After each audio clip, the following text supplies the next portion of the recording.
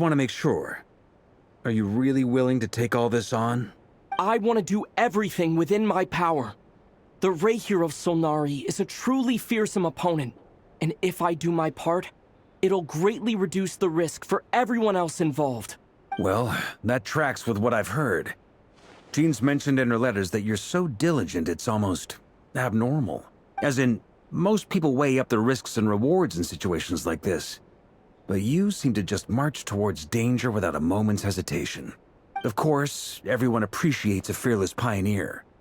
But all that aside, I'm the Grand Master of the Knights of Favonius, and you're our honorary knight. I want to make sure your courage doesn't come at the expense of your safety. Thank you, Sir Varka. I should be the one thanking you. It means a lot to have you on board. I'll give some serious thought to your suggestions.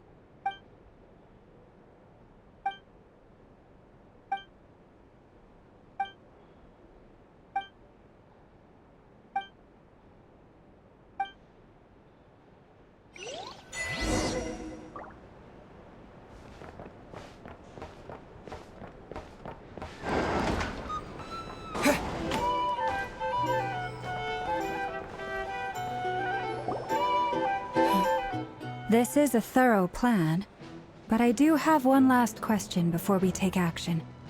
How can we be sure that our enemy won't leave the designated area? Great question. Albedo's been hard at work analyzing Rarer and the Wild Hunt's behavioral patterns. His conclusions are as follows. Firstly, from the earliest known confrontation until now, Rarer has never displayed any ability to manipulate the dimension of space. So it's unlikely he has any power in that domain.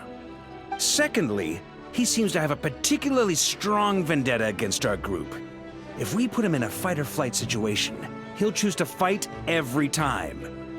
Thirdly, finally, and most importantly, he is consumed by hatred, both for the moon and for his enemies. Turns out, we tick both of those boxes. We have a reincarnated moon in our ranks, and a spy who accessed his private memories without permission.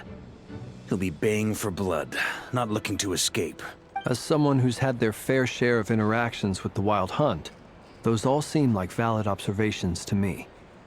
Understood. Then I will defer to the verdict of the group. Well, everyone, that's the plan in full detail. Albedo and Durin are carrying out their part as we speak. Plan approved. Scheduling. Okay, any firepower you need, I got you covered. Let's light this baby up. The Frostmoon Scions are behind you as well. And the rest of you? No objections? All right, then it's settled. This is the plan we're going with. Next up, an old tradition of mine. Anyone who wants to back out, now's your chance. Wait, we can still back out of this? Everyone says things they regret, right? I don't want anyone feeling trapped because their mouth said yes before their brain had time to think things through. A very people-first approach. I hear that's common practice in the Knights of Favonius. Heh. Who'd you hear it from? Diluc? Shh. We don't use people's real names at work. This contact will be known only as Owl, please and thank you. This plan can only work if everyone does their part. Flintz and I will absolutely support it. We shall indeed. You'll be glad you accepted our help. Also, you are the last person I expected to see here, Miss Dory. It's not often I get called Dory in a work context. My peers usually call me Lord Sangamabe. So, the longer your name, the higher your net worth. Is that the idea here? In that case, Mr. Flint's here must be worth a fortune. That's right, I know your full name. It's... The walls are thin here. I'd appreciate you keeping that a secret. Okay, fine. I'm actually only here as a favor for someone else.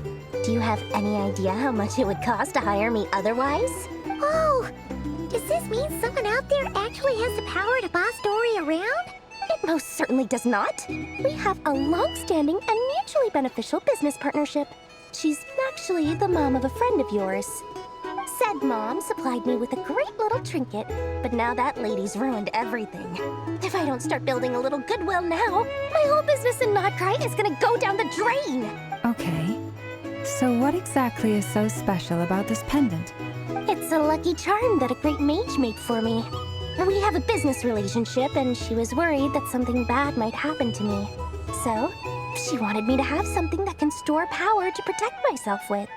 I finally got it all fully charged up with Kuvaki, and then never went and used it all up at once! Never lost so big in my life! You're right. It was all my fault. I didn't mean to drain all the Kuvaki in the pendant, but I'll make it up to you. You will?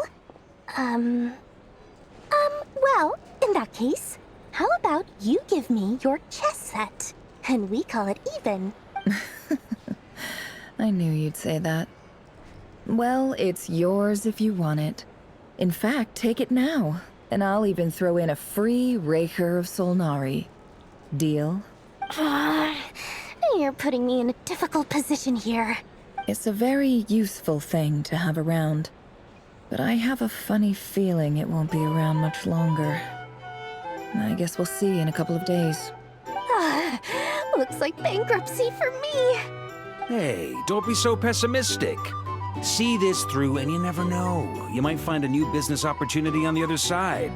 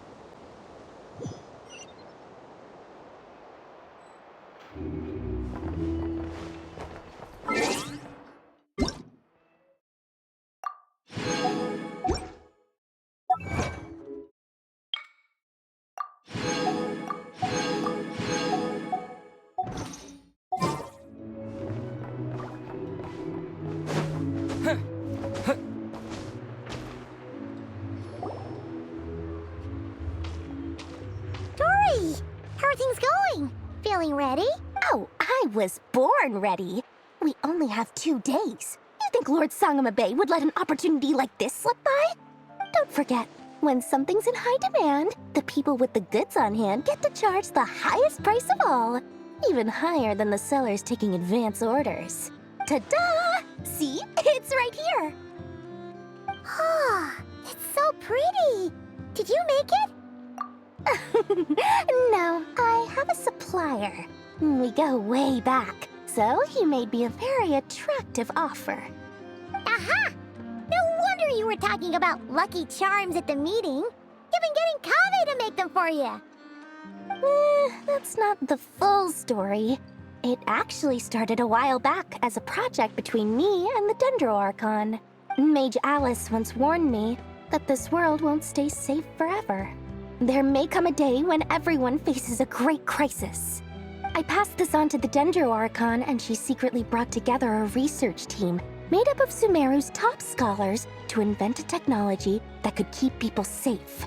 I won't go into the details because it's all very complicated, but if you want to know more, you can ask the Dendro Archon about it sometime. Anyway, point being, it was the Dendro Archon who asked Kaveh to build this little contraption. As one of the top Kashara War talents, he was the obvious choice. Took him long enough. He stressed over it for ages. Must have gone through at least a dozen designs before producing a final product. But that's Kaveh for you. Marak delivered it to me a couple of days ago, along with a letter from Kaveh. Could I ask why I'm sending this technology to you? And what's your proposed use case? Has it been approved by the relevant authorities? So nosy. My fault for sending him the research permit to begin with. Surely Nahida must have told him you were involved in this project. He was probably just nervous because you're always so secretive about your business. Could be. Anyway, I just replied, let's hope there never has to be a use case. Because it would involve grave danger. Fair enough. But it sounds like he was just being cautious. He probably felt responsible as the one who made it. Or maybe he was asking as a favor for his housemate. He's done that before. Not sure why, though. His housemate doesn't seem to really care that much about this kind of stuff. Either way, all's well that ends well.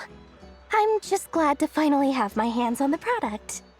I wouldn't want to be without it, given the potential dangers that lie ahead. Huh? What does that look mean? Paimon's just super surprised. This must be the first time we've ever seen you actually get serious about something. Well, a long time ago, I made a promise to myself.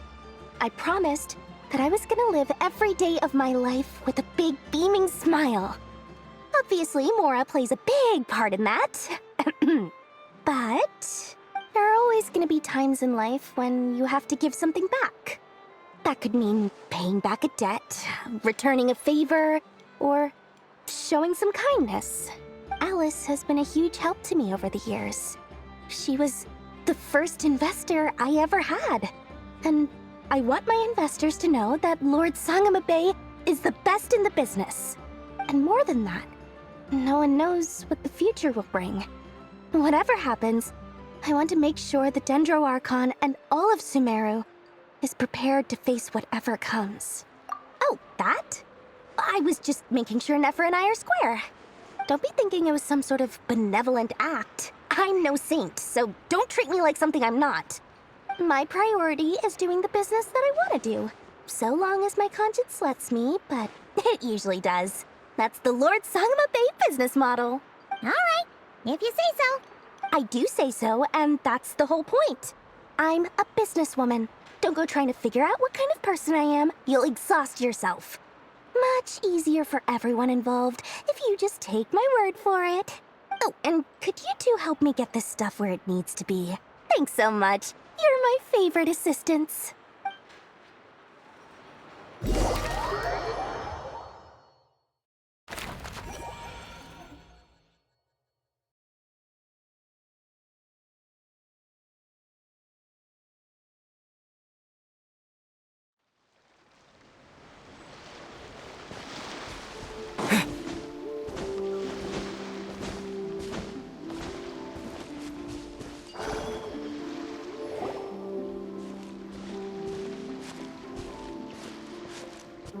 Traveler, Paimon, it's good to see you. Everything going smoothly over here? Sort of. As you're probably aware, Varka, Durin, and I captured some abyssal creatures from the Wild Hunt. Per the plan, we dissected and analyzed some samples of these creatures. The process went very smoothly. The findings, however, come with some troubling implications. What? You can actually dissect the Wild Hunt? That depends on your definition of Wild Hunt and dissection. Harmless, lifeless. These words are accurate descriptions. The Wild Hunt is an interesting phenomenon. In and of itself, it doesn't seem to possess anything akin to a human personality. But taken as a collective, the medium through which the Wild Hunt is summoned does appear to have a soul. Master griped a lot about the wise Horoptotire, and seemed somewhat fascinated with the foul Certology. But she barely mentioned Rerir at all. I don't think that was because of his lower social standing, though. Anyway, it's a pity. I should like to hear her thoughts on the nature of the life form he has become today. It's a strange mix. The furious energy of an abyssal being channeled through a fractured physical existence. A consequence of being torn apart by an unknown power. Perhaps the only explanation for his survival in this state is that he sacrificed a degree of individuality in exchange for a continued existence. Oh, sorry. Once I get talking about interesting research, I have a tendency to go on indefinitely. Back to our research findings. Essentially, they confirm my hypothesis.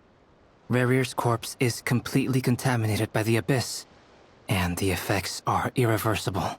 You could think of this as Rerir in mutated form. But in my view, even that would be inaccurate. In reality, his whole being has been consumed by the Abyss. In other words, He is now nothing more than a manifestation of abyssal power. Unfortunately, at present, we have no means of completely eradicating abyssal power. Hence, we cannot fundamentally destroy the Rayhir of Solnari either. Oh, that's terrible news! So, that's it? We can't defeat him? Not even if we get the power of the Three Moons? Miss Columbina's situation is a difficult one.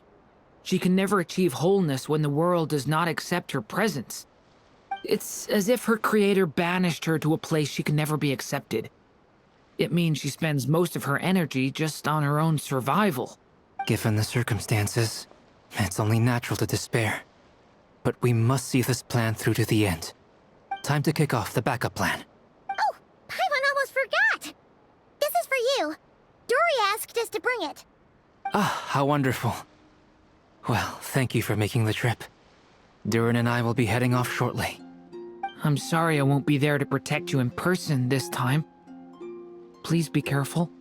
All right then. Stay safe.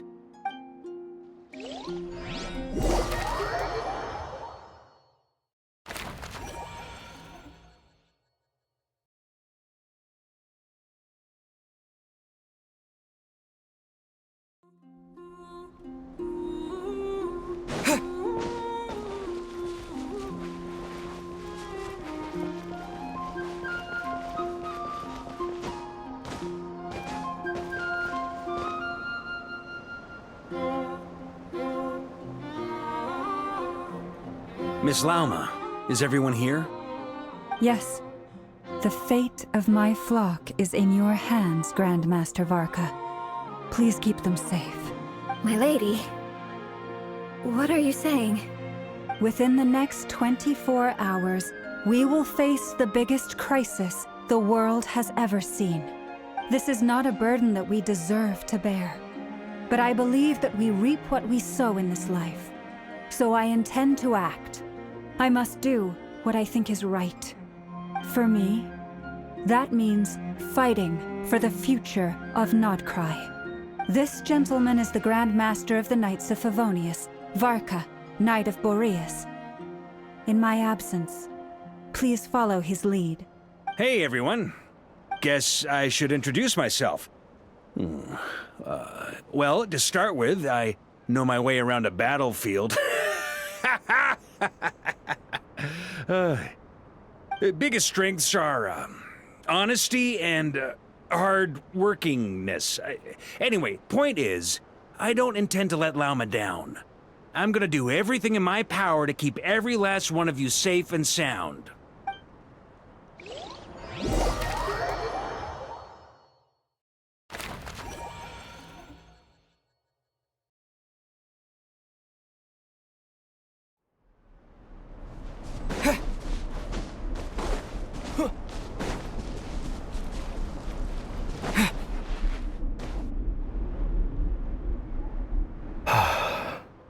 Something on your mind? Miss Columbina, was it? I believe that's how the others addressed you. That's right. Names are funny things. Have you always been called Dainsleif?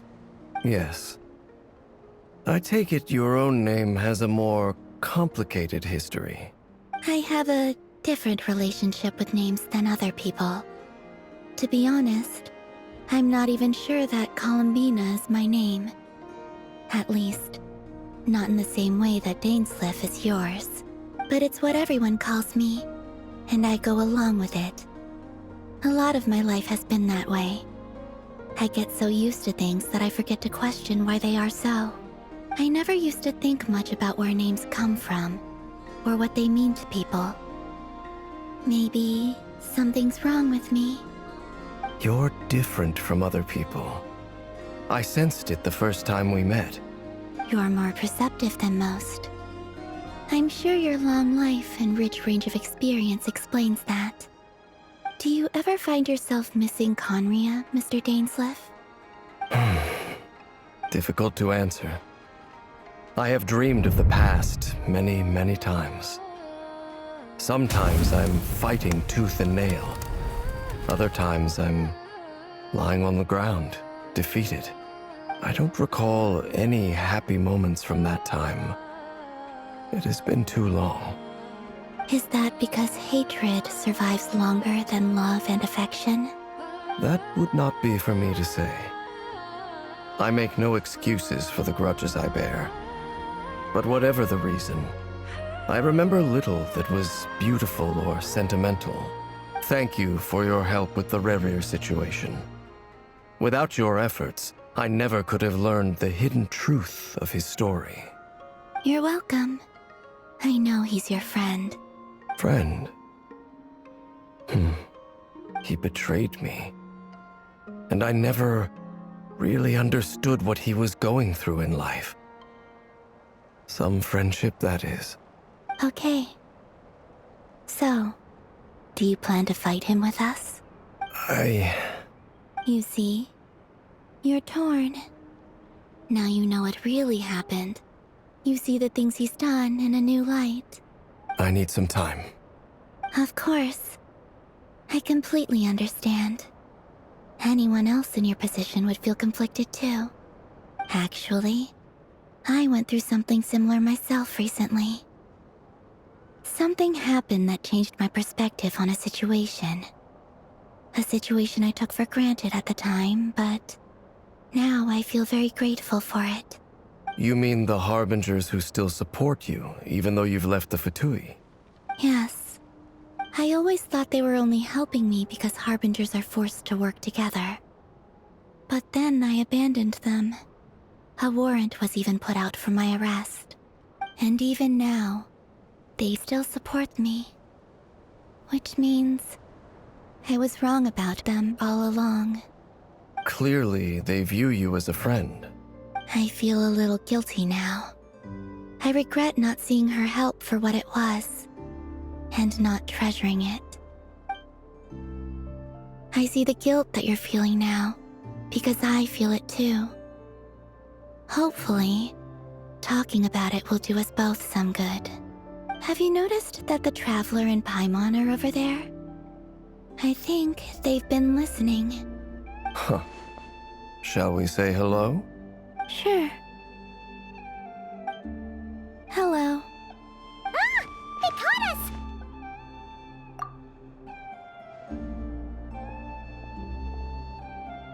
I apologize for making you worry. No doubt you wish to know where I stand on the plan to take down the Rerir of Solnari. I'm afraid I need a little time, but I will seriously consider joining you. You will? Oh, thank you so much! Everyone will be so grateful to hear that! They needn't be. This was something that I was going to have to face up to eventually. That doesn't matter to them. They're grateful to you regardless. You can't control their gratitude, so just accept it. And then, have a think about whether you're willing to join us.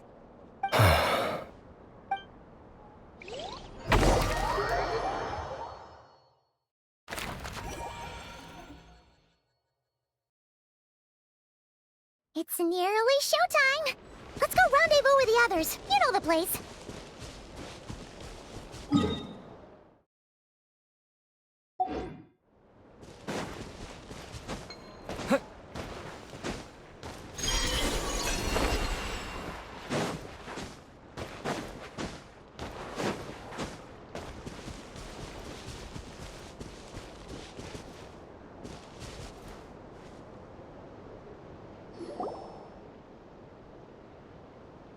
Ah, you're earlier than I expected. Hey, Flint's! Been waiting here long? Not too long. I came a little early so I'd have some time to think. Are you nervous about the battle? Quite the opposite. I'm reminiscing on my past battles. When I was awakened by the Ratniki, I had not touched a weapon in many years. I felt like the battlefield was not where I belonged. But after waging war against the Wild Hunt for so long, I came to realize something. A life of absolute peace is simply not a possibility for me. My restless flame indicates that somewhere inside of me, there is a deep yearning to root out the evil in this world. Oh, that doesn't sound like such a bad thing. Well, in the past, when I was a Fae whose primary concern was hibernation, it was hardly ideal. But it certainly serves me well here in the present. And I am delighted to be able to join forces with you in this endeavor.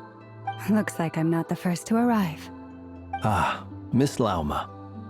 Did you sleep okay last night? I struggled to settle down at first, because of the nerves. But don't worry. I got enough sleep in the end. I'll be just fine. Please, I'm just doing my part. Never! Over here! Aino asked me to relay a message. She said Anefa will be on high alert and keep a close watch over all secondary districts where defense is required, providing support as necessary. Meanwhile, Aino herself will provide range support to us directly, using her latest invention. Excellent. My thanks to all involved. The chess set's looking a little unstable. It won't hold him much longer. We should be prepared to engage at a moment's notice. No sense sitting around waiting. Let's make the first move while we still have the option. I agree. Paimon, find a safe hiding place. Got it! Be careful, Traveler! I will.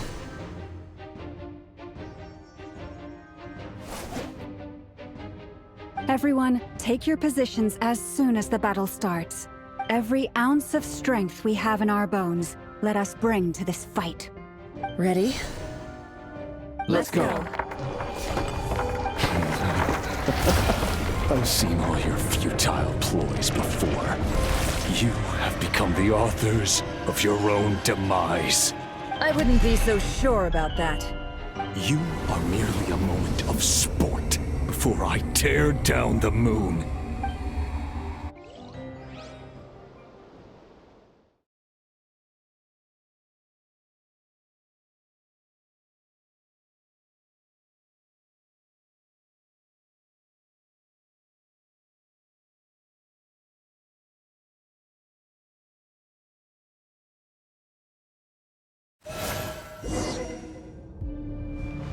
Stay on your toes. Let me help you guys. Big fist! The moonlight betrays you. Move! Forest, protect us. Be silent. Close your eyes. Can't hide the truth. The It all moonlight adds up. betrays you. Keep your distance.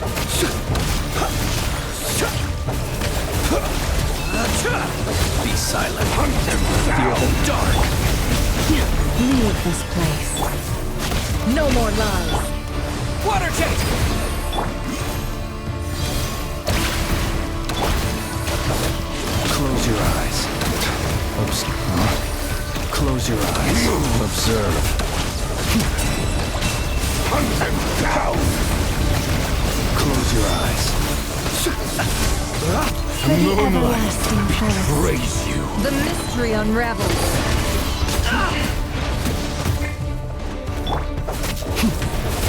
Be silent. To dust. Move! Hunt them down! Night falls. Forest, protect us. The moonlight Can't hide the betrays truth. you. Shameless. Observe. Night falls. It all adds up. You poor lost lamb. The deception ends here. It began with the moon, and so shall it end. The moon will protect you.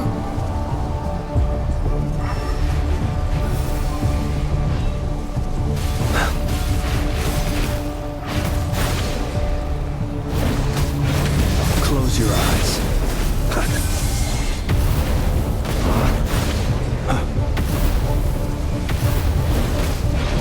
Are you quite finished?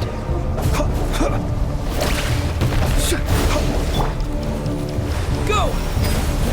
Do you see now? Observe. You foretold. The moonlight. Great.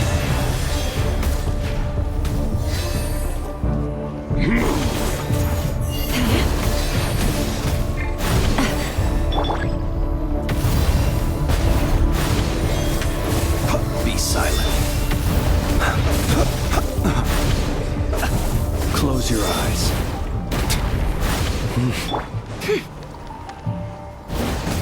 No more lies. Can't hide the truth. Go! Be silent. Close your eyes.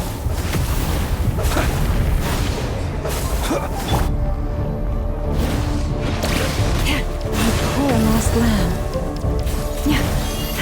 Stay your hand. Water jet!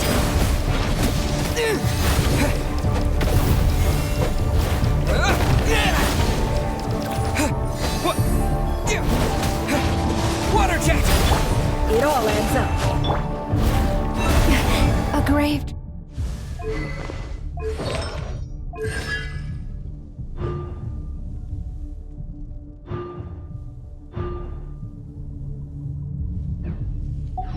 Transgression.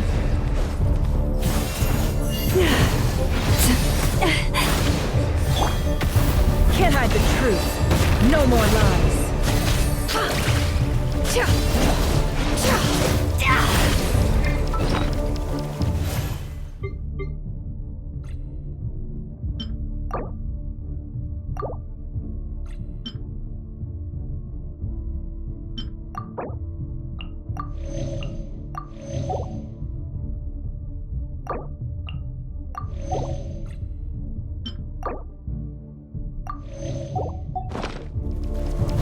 Can't hide the truth. Be silent. It all adds up.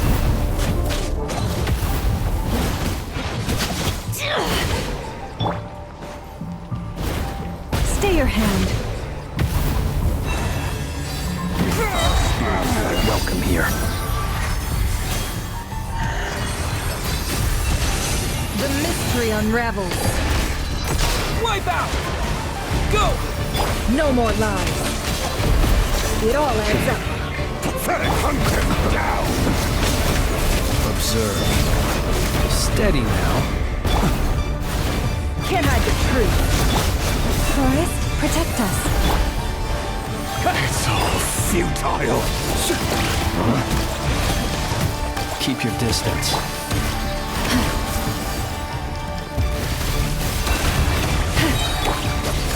Water jet! With one heart, we pray. Seek within. Pathetic! No more lies. Hunt Be him silent. down! Close your eyes. To dust. Be silent. Futile! Hunt him down! Observe. To dust.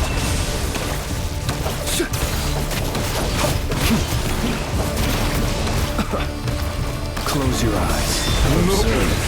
Pathetic!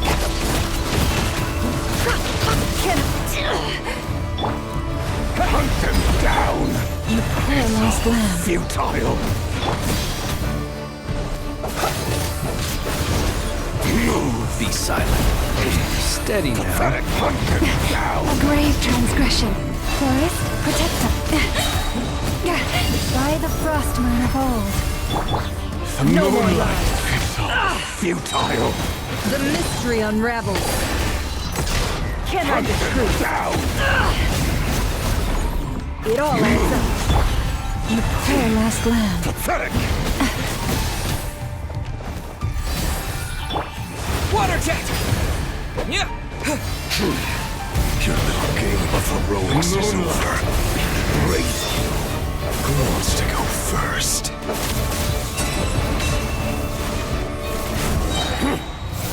Now, get out of my sight! No! We've been Death is within separated! my grasp! You okay? Never! Where are the others? Stuck outside the barrier. guess he really doesn't love us. I told you before, knowing too much is always a death sentence. Be careful what you wish for!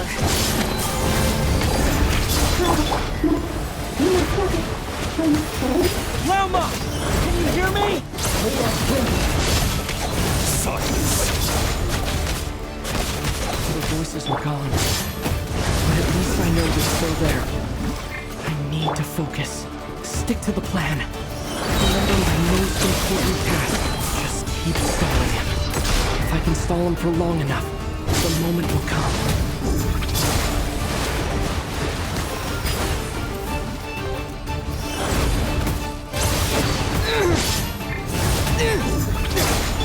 Can't hide the truth. No more lies. Water jet! Seek within. Yeah!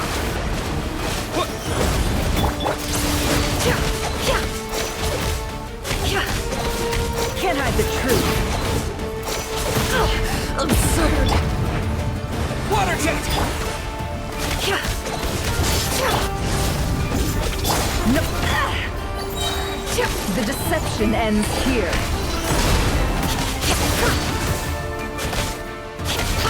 Wipe out! Go! It all adds up.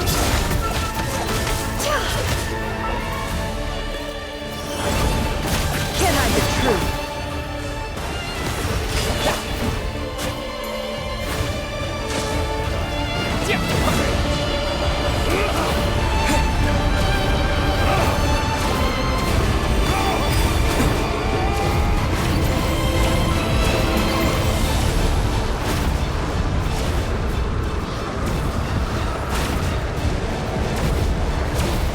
I've got this!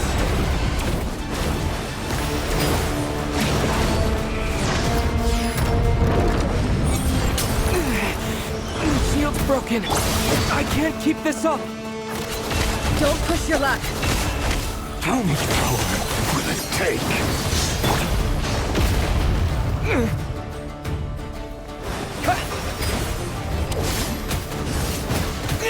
Destroyed and reborn. No more lies. Nowhere to run, nowhere to hide.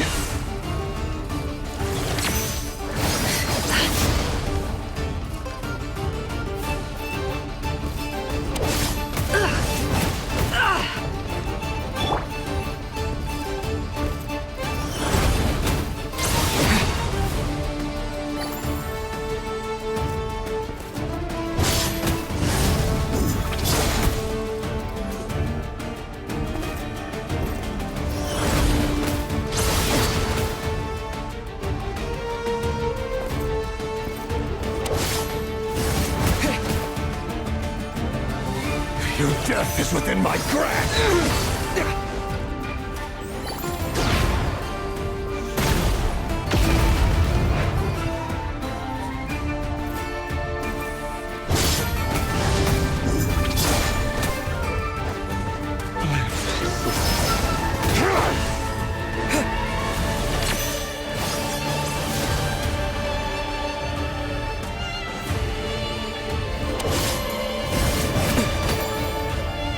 Water jet! Can't hide the truth. It all adds up. Bombs away!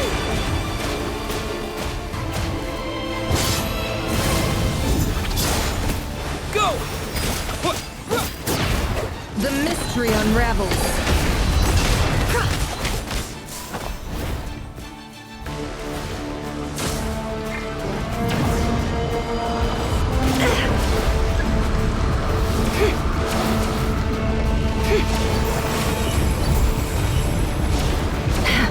Curses.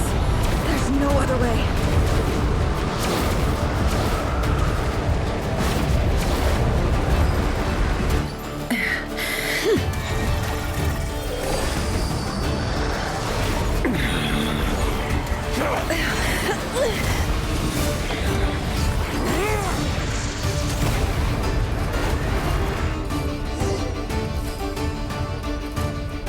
The only way to defeat Rarer is to borrow his own power.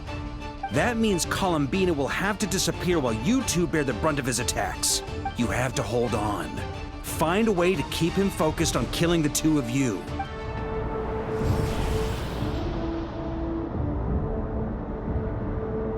Nefer, your eyes are bleeding. Soon you will be powerless to resist. And then, I will reduce you to dust. But that dust will plague your memories. Come on, keep holding on. Any other tricks up your sleeve? Let's see them. As entertaining as they are, you've backed yourself into a corner.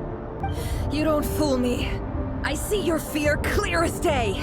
I have to stoke his rage. Make him unleash everything. You fear what you could never defeat. You fear the thought of never being able to save your beloved. You cannot win the fight against fate, Rerir. Is that what you think? Well, now it's your turn to feel afraid!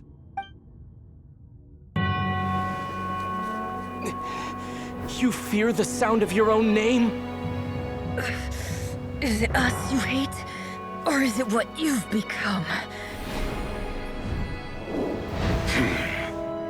Let's see what becomes of you!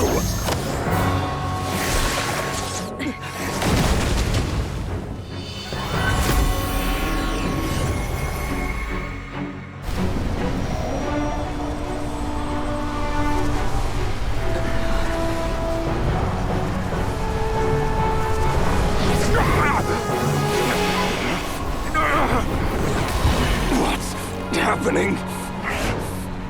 That power. I've seen it before.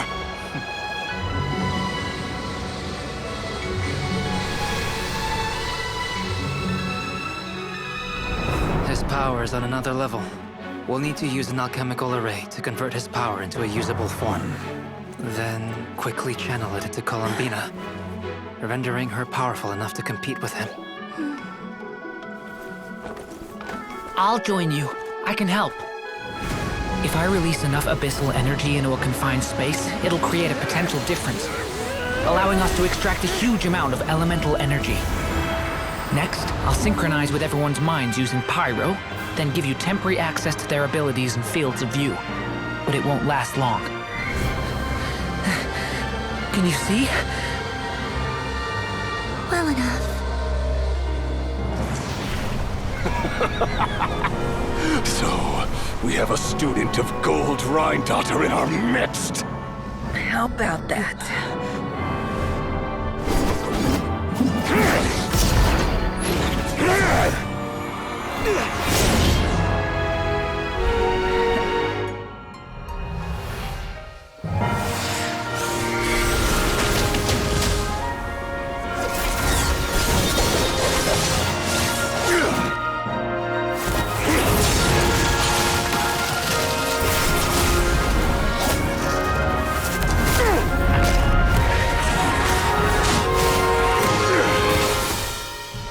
You use my own power against me?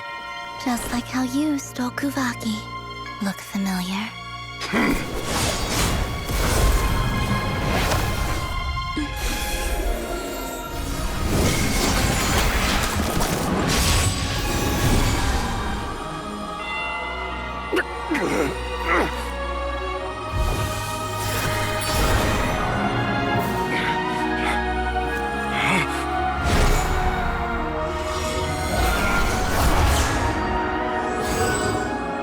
Don't you realize?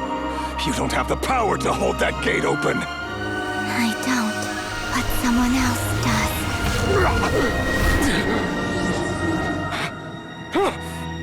Goodbye, Rerir.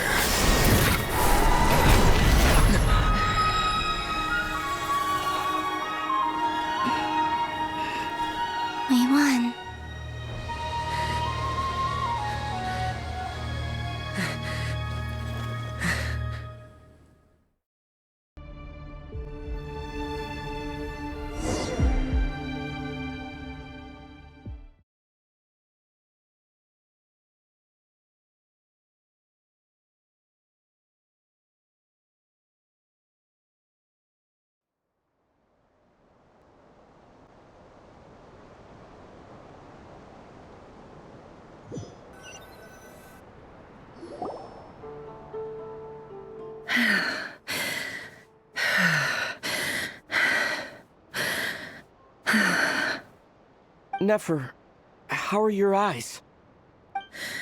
They're fine. Apart from the blindness, of course.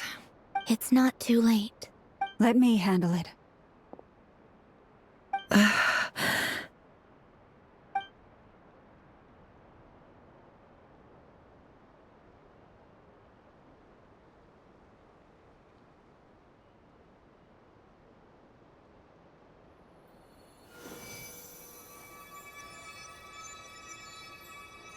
Miss Nefer, it's not like you to lose your composure.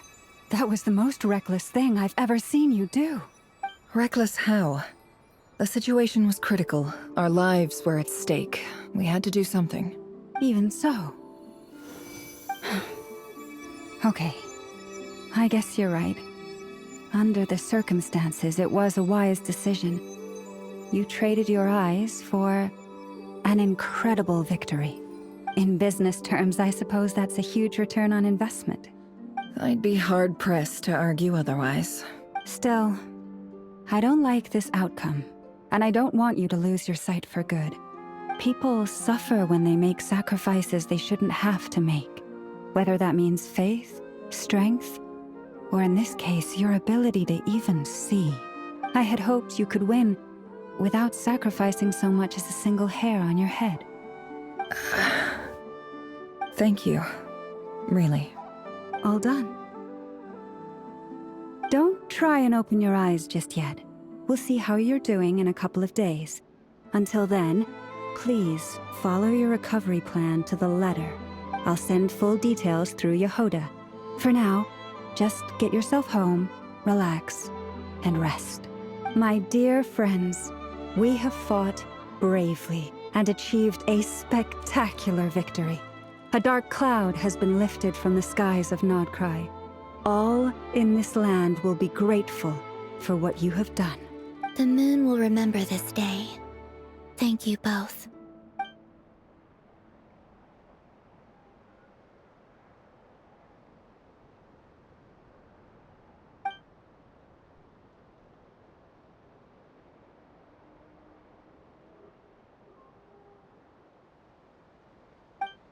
There's something I want to let you know. What is it?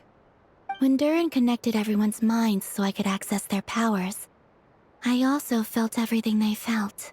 And since Nefer's eyes were injured, my eyes are hurting now too. Huh. Hold on. Let me try. I only feel the pain.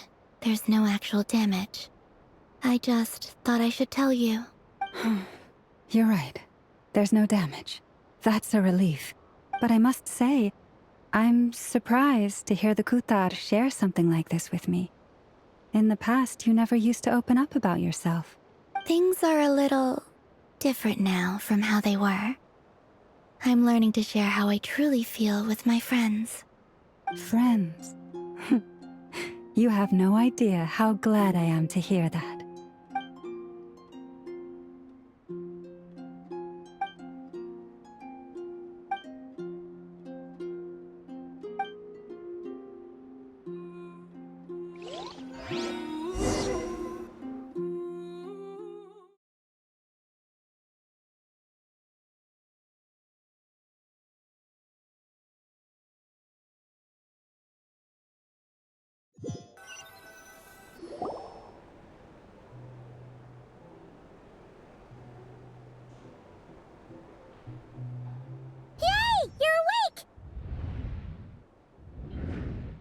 How are you feeling?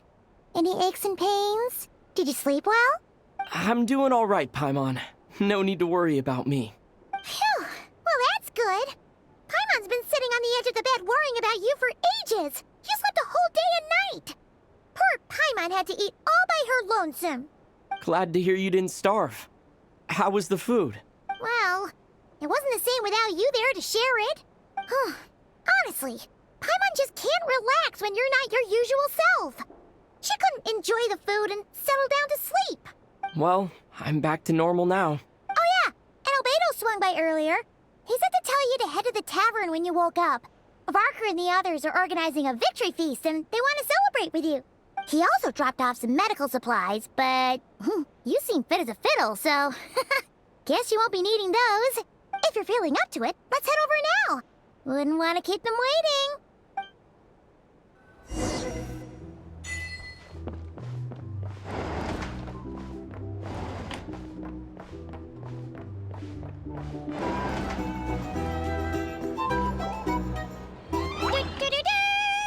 We're here! Oh, Traveler and Paimon! Perfect timing! We were literally just saying how there's no way we're holding this victory feast without you. Any longer, and we would have postponed it till tomorrow. How are you feeling today? Much better. Thanks. Don't worry about me. Relieved to hear it. If that changes, just let me know. Happy to check you over at any time. Yep, we're here for you. Anything you need, just let us know. Oh wait, where's Nefer? How are her eyes doing? Nefer's right over there. I'm sure she'd love to catch up with you.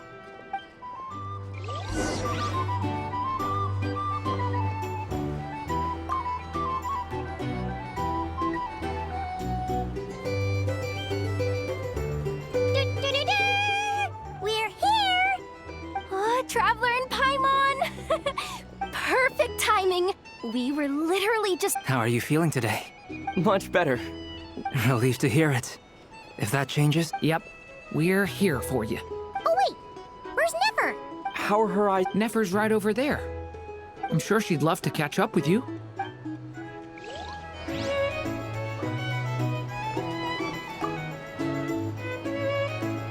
Hello, you. Recovered from the battle?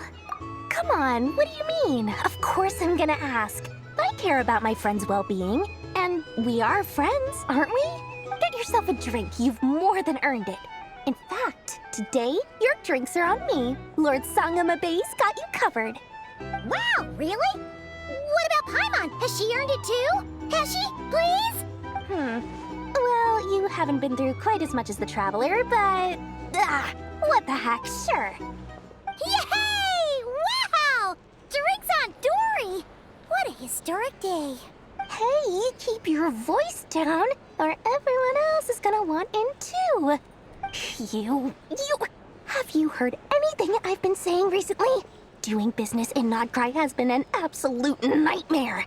If I'm buying for everyone, oh... Okay. Paimon will speak more quietly. Jeez. That's more like it. Don't you forget, Lord Sangama Bay doesn't just go around buying drinks for anyone and everyone.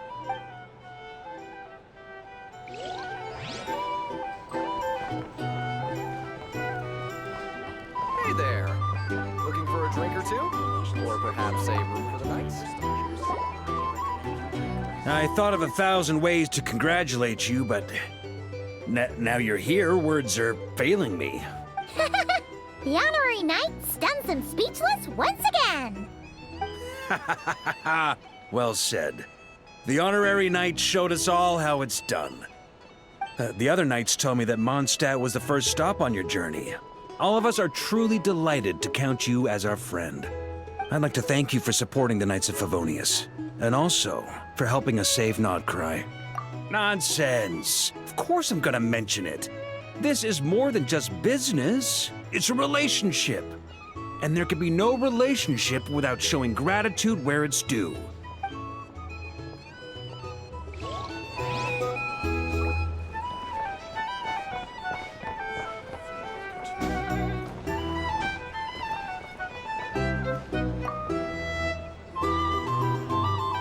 I see you've recovered. You bet. Snooze his way to a full recovery. Glad to hear it. A healthy body is paramount. Nothing else in life is possible without it. So take it slow. You can't afford an injury. Paimon too! You really saved the day when you swooped in to open that gateway. I came to accept that although Rerir was my friend in the past, here and now, he was an enemy that must be defeated. Though I will never fully understand what happened between us, I could not let this crisis deepen any further.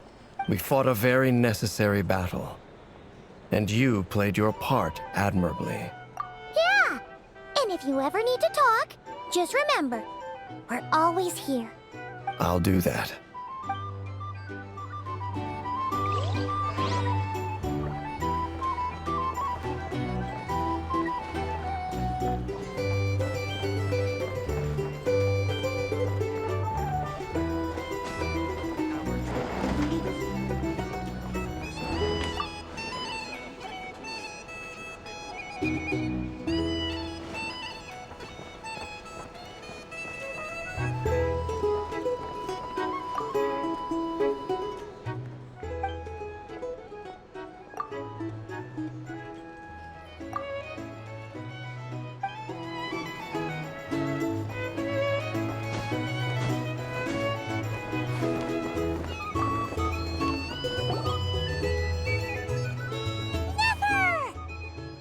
Traveler, Paimon, are you recovering well? Turns out that moon chanter has some real talent after all. My eyes were mostly recovered after just a couple days rest.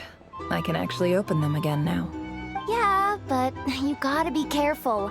Lauma says not to strain your eyes while they're still healing. Yes, thank you. I'm well aware. Yehoda, could I borrow you for a moment?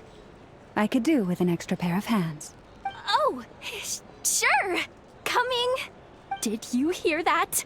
I gotta go help Lauma for a second. You guys chat among yourselves. I'll grab us some drinks on the way back. Paimon, you still like 'em sweet?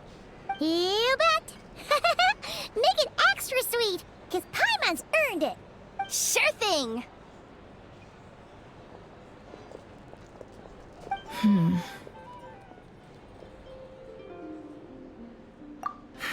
The Raker of Solnari. Kind of a snake, don't you think? No, definitely a snake. A poisonous one who spewed his venomous hatred everywhere. Anyone who seeks revenge out of hatred for other people has become a snake. That's something my dad used to say. Perhaps. I'm sure it sounds like a very wise and open-hearted perspective to your ears. But me? I think hatred is a perfectly justifiable emotion. What else is left when everything you depended on in life gets stripped away? Something's gotta fuel that drive to keep on living. If you're worried about me, you can nip that in the bud. I'm not someone who gets stuck in the past. It's just... I suddenly feel like I was wrong to call my father a liar. He was just a fool. That's why the Academia turned their back on him, and why the other tribes ganged up on him. Oh, Father. How much better things could have been if you were a skilled liar. Look at the Ibis King. Thoth is a fiendishly cunning liar. And yet, strangely, he feels more like a father to me than my real dad ever was. He's never brought it up, but I'd bet he feels the same way. Why else would he give me the power to perceive the truth, while at the same time training me in the art of deception? Well, King Deshret banished him to Aru, which is essentially a prison, and posed 3 questions to him. He promised that he'd have his freedom if he could find the answers. His response was to take on a physical form and approach me, hoping that I could become his envoy and search for one of the answers on his behalf. Did he really think I'd fall for that? He's stuck there. He can't make me return what he gave to me. So that's enough for you to decide he's nice, is it? He's a prisoner, and he was scared. So he decided to perform some good deeds to win people's approval. He lives in fear because he's a deceiver. How is Rerir any different? You can't work as a spy your whole life and expect a happy ending. It's preposterous. Yet I can't say I don't understand it. Liars live in the darkness of their own making. But it's still human nature to want to go on living. They say that a liar's soul is the most worthless thing in the world. What do you think?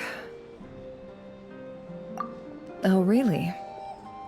Well, it takes a very kind person to find compassion even for liars. If you ask me, The soul of a liar really is worth nothing.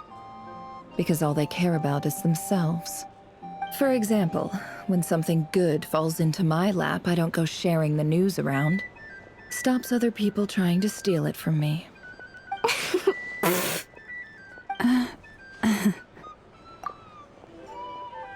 So be it. They have sharp ears. I can't keep anything from them. Oh, is that what it looks like? Well, you all know my past now.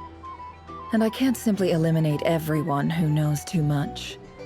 So I guess I just have to put up with you. For the foreseeable future, at least.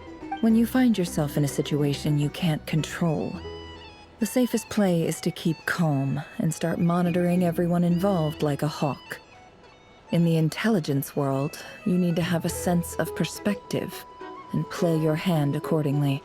If you understand what's at stake, please ensure my secret is safe with you.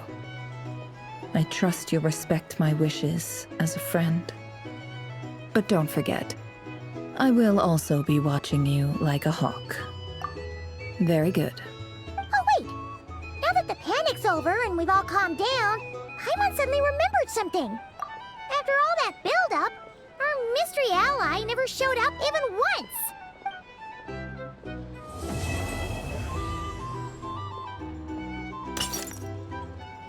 Huh? Am I imagining things?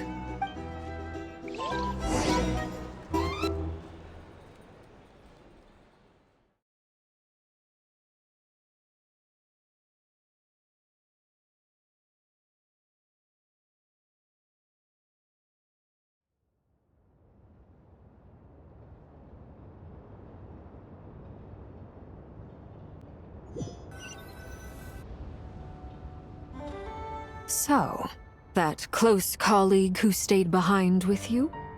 What's he been up to recently? Don't know, don't care. I get more normal human interaction from hanging out with Bosco too than him. Although, now you mention it, he hasn't bothered me in a while. I wonder if... If he's disappeared without a trace, it's the biggest gift he ever gave to the world. But I somehow doubt that's what's going on. He won't lie low forever. So we'd better stay on guard.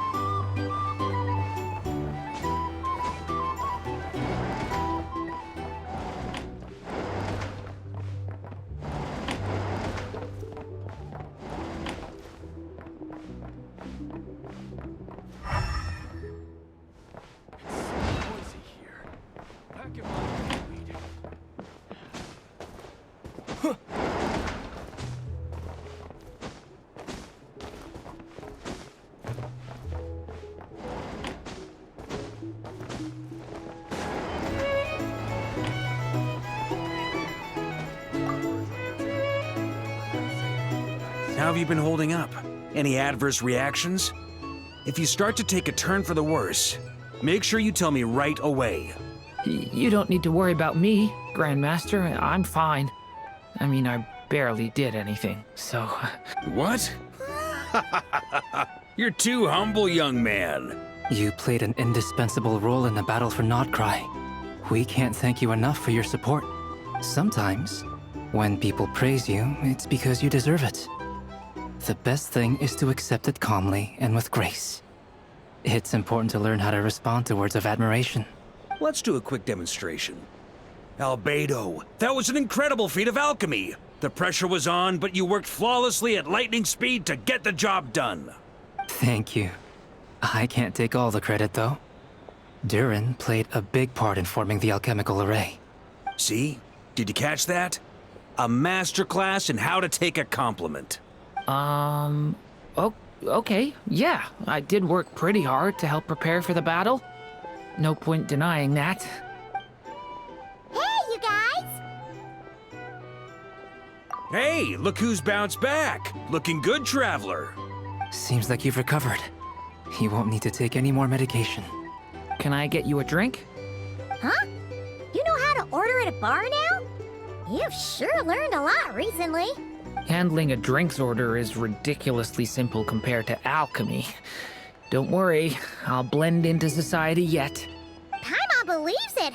You're clearly a fast learner, just like your brother. To be totally honest, though, Paimon didn't quite follow all the details when you first explained the plan to us. Don't worry, that's completely understandable. Unless you're a student of alchemy, it's hard to grasp the principle and how the process works. To put it in the simplest terms, we saw how our enemy stole the power of Kuvaki. And that gave us the idea of stealing his power to turn it against him. When facing an enemy you have no hope of defeating, it's best not to engage them in battle. So, instead of looking for a way to overpower him, we decided to help Columbina get strong enough to at least stand up to him in a fight.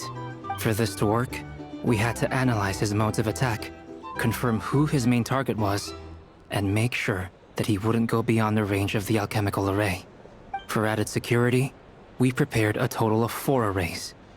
But to mitigate the impact of the battle, we identified one location in particular as the ideal spot, which is where the confrontation took place.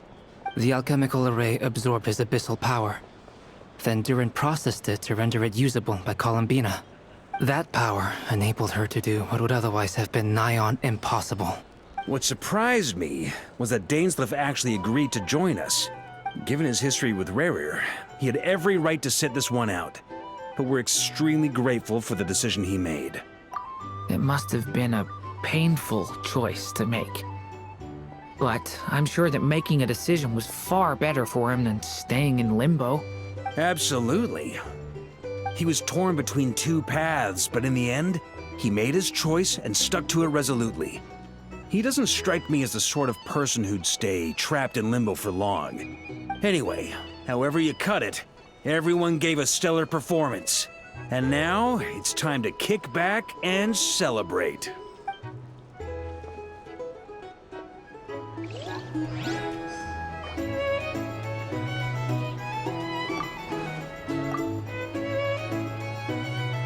How have you been holding? You don't need to worry about me, Grandmaster. What? You played an sometimes. Let's do a quick demonstration. Thank you. See?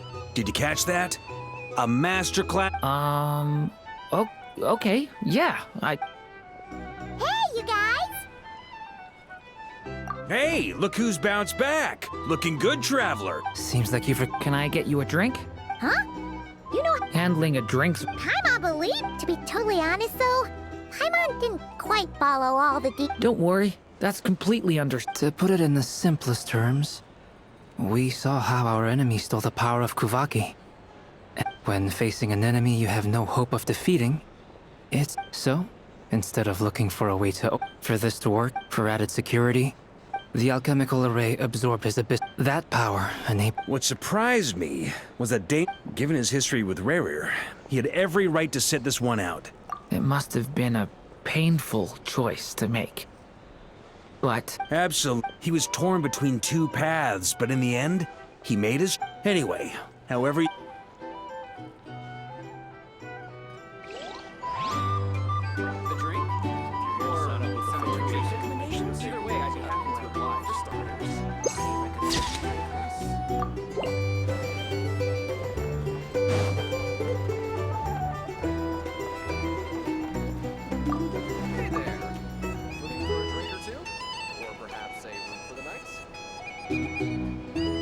Ah, Lord Sangama Bay. How lovely to see you. I must thank you for the device you provided. It was an enormous help. Would I be right in thinking that it was developed by the Academia? Why come and ask me when you clearly know already? I mostly came to thank you. That's more like it. A little gratitude goes a long way with Lord Sangama Bay.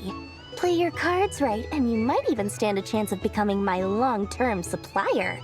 The chance to work with such a kind and charitable investor as yourself would be a great honor for the Curatorium. Huh? Charitable? Who said anything about charity? First time hearing about it. Let's see.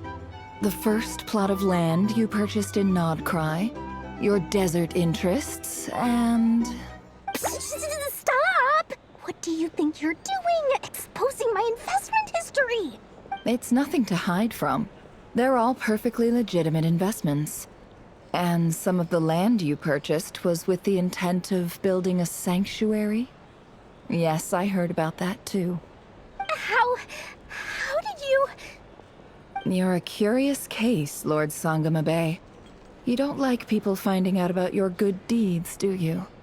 But I'm afraid no matter how hard you try to keep things under wraps, where there's a will, there's a way. You did it for Sumeru, didn't you?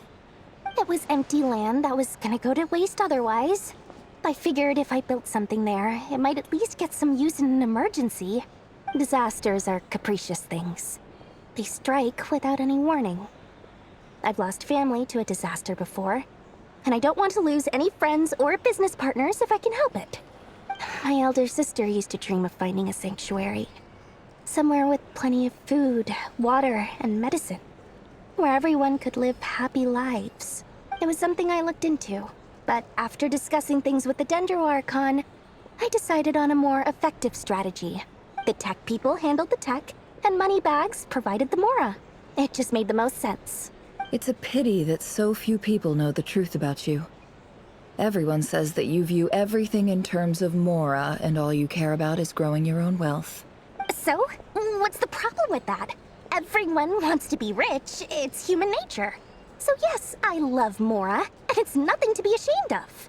But surely you have dreams of your own beyond just making Mora. You don't get it, do you? My dream is to invest in other people's dreams. And, you know, make a nice little slice for myself along the way. Just thinking about it makes me happy. That sweet, sweet sound of Mora. Thank you.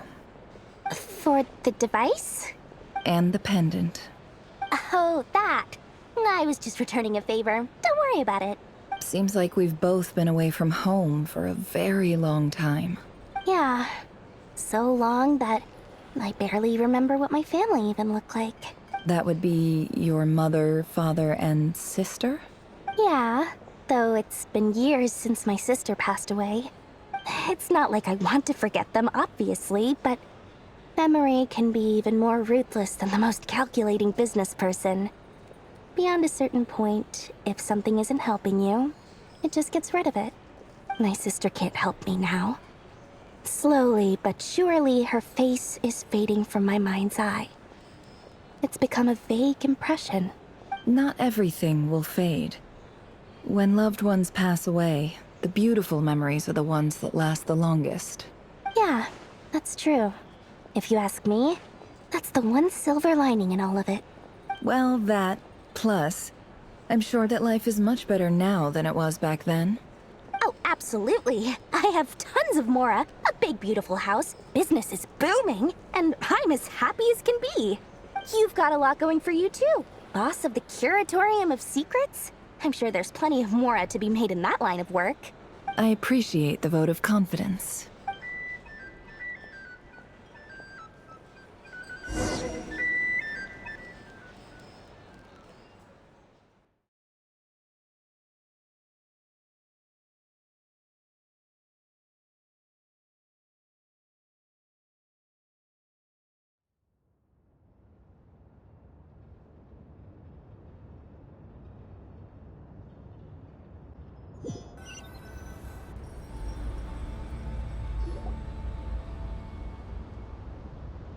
That's the only reason you're here. Yes. I've thought a lot about it. And I've realized that you, me, and Arlecchino should be friends. I think this is very important. So I felt I had to come and tell you. Well, this is a new one. I'm so moved. I can't even hold my teacup. If that's all, you can leave now. Do you not want to be friends with me? Or is it that you prefer being coworkers? What is this, Columbina? Are you deliberately testing my patience threshold? Right now, my politeness module is active, but if you say another word, I swear I'll shut it down. If your politeness module was active, wouldn't you say the word please at some point? Paulownia, please see Lady Columbina to the door. Will you still invite me to your next tea party? What? Yes, I think you will. Bye-bye, dear Sandrone.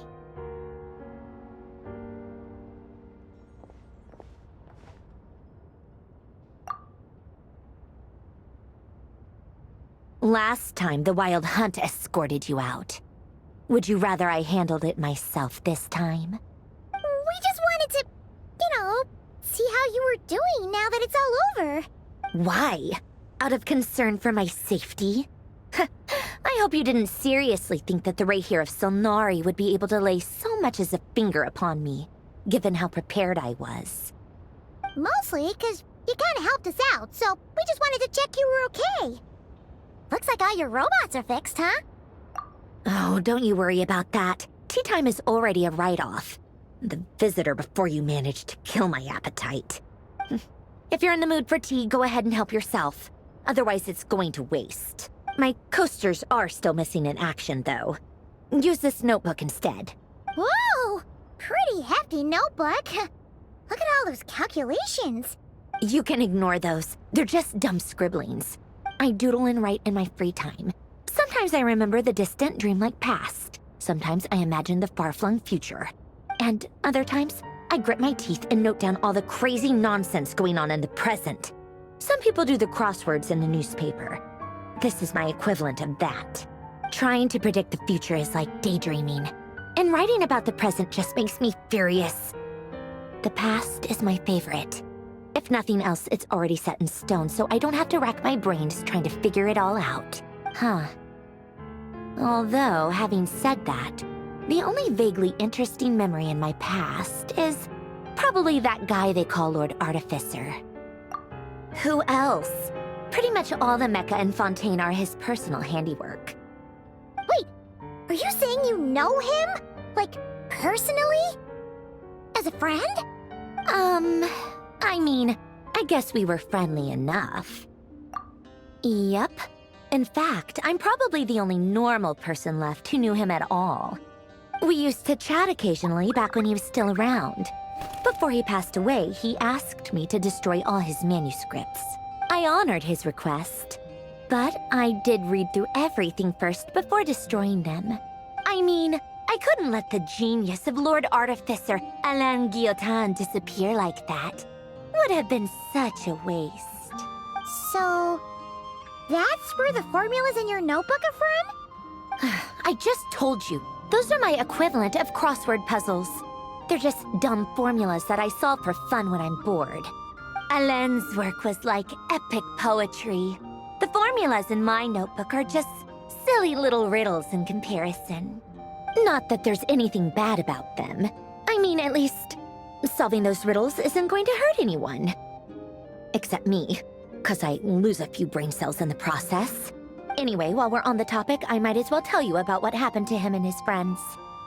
Alain Guillotin had two close buddies, Renee and Jacob. They spent their childhood years together in the Narzissenkreuz Institute. They were all quite competitive, so there was some rivalry between them, but it was a friendly rivalry. But beneath the friendship and the rivalry ran something deeper, a sense of nostalgia for the past. Unfortunately, childhood would end, the prophecy would come true, the apocalypse would arrive, and the future would never be. A mad dream that would normally only capture the minds of lunatics begin to take root in their hearts. A dream of saving the world. And if Renee and Alain had been people of lesser wits, that dream would probably have ended up as something for them to joke about in their older years. But alas, they were some of the sharpest minds around. They nurtured that dream with the full power of their intellect, and it grew into something that ate away at their souls. The first of them to fall under its spell was Renee. Against Alain's wishes, he persisted in experimenting on a mutual friend of theirs to try and save their life. Alain did not approve, and parted ways with Renee. It's complicated. Alain wanted to believe that Renee only did what he did for the sake of their friendship. But when he told me about what happened, I could tell he still had some suspicions about Renee's motives. Perhaps the seed that would grow into a nightmare had already sprouted in Renee's mind. Even then, the next time they met, Renee's soul had been completely engulfed by the dream of salvation. His futile attempt to change the tide of fate only resulted in a wave that swallowed up the world, even before the apocalypse came. And although that wave died down eventually, I hear that it just recently came back with a vengeance. As I understand, Renee wanted to live out his dream of salvation once more. But I'm told that the attempted resurgence finally died out for good. At long last, Renee awoke from his deluded dream. Though of course by then it was far too late. What do you think of Renee? Do you admire his transcendent genius? His view that any price was worth paying to achieve the lofty goal of saving the world? Or do you despise him? Dismiss him as an evil madman who wrought havoc on the lives of everyone around him as he pursued his delusional dream. Same difference, really. Just a matter of perspective. What a cop-out. But I suspect you'd have a more incisive and insightful answer if we dug into it further. I don't like fanatics who give up their whole lives for their ideology. Nor do I like fools who let their delusions take control. Maybe I could understand if Renee had just been an ordinary person. But he had a sage-like intellect. And still managed to get himself lost in the labyrinth of his own desires. Anyway, that's enough about Renee. Now, moving on to Alain Guillotin, the Lord Artificer. He managed to put a stop to the first storm whipped up by Renee. But after that, Alain lost his friends and family. To his credit, I suppose, the loss of his family and friends was purely a tragic accident. It's not like Alain sacrificed them for his cause or anything. After that, the only thing supporting his work was the same dream that had dragged his closest friend down to the abyss. But although the desire to save Fontaine drove him to found the Fontaine Research Institute, Alain continued to reject any form of transcendental knowledge or power. He was suspicious and fearful of it, having seen the way it had affected his closest friend. I think that formulas and machines derived solely from human intellect were the only thing that gave him a sense of spiritual comfort. Yet Alain's intellect was simply too great. It barely left him space to breathe in his lifetime. Once he realized that the end of his life was approaching, he finally accepted the truth. The Nazissenkreuz Institute needed someone, and a human being, to see its story through to the end. He quit working on his formulas, trading them in for the fairy tales that had played such a formative role in his childhood, but which he barely touched in his adult life. He told me that the director of the Nazissenkreuz Institute used to read those fairy tales to the children as bedtime stories. Apparently, they worked wonders at sending kids off to sleep. I think that all he wanted at that time in his life was to be able to sleep deeply without being plagued by depression. By that point, nothing else really mattered. At the very end, he laid down to rest in the ruins of the former Nazissenkreuz Institute orphanage, while the Fontaine Research Institute he had founded continued tirelessly with its work. Many years after that, tensions over competing dreams would once again cause a rift, this time between members of the Fontaine Research Institute. But the actions of those fools had nothing at all to do with Alain. And that is the story of two people from the Nazissenkreuz Institute who both wanted to save the world.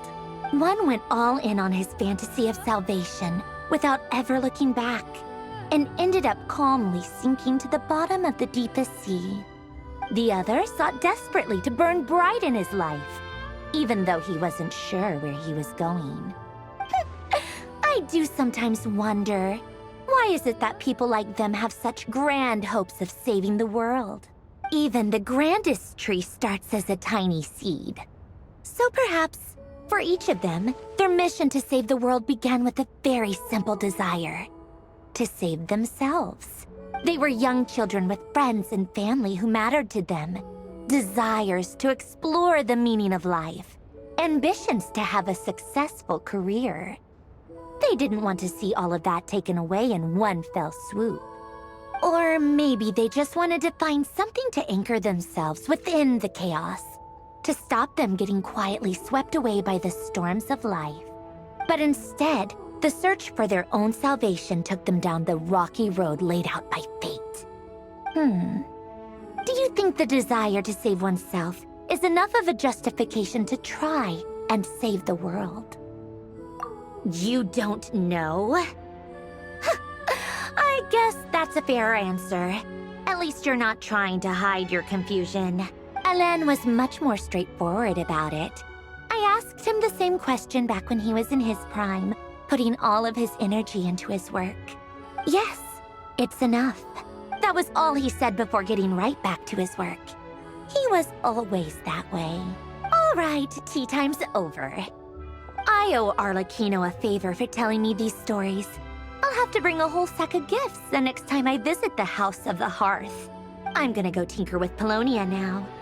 You guys can do whatever you want, as long as it doesn't involve interrupting me. Paulownia, exit hibernation mode. Begin diagnostics.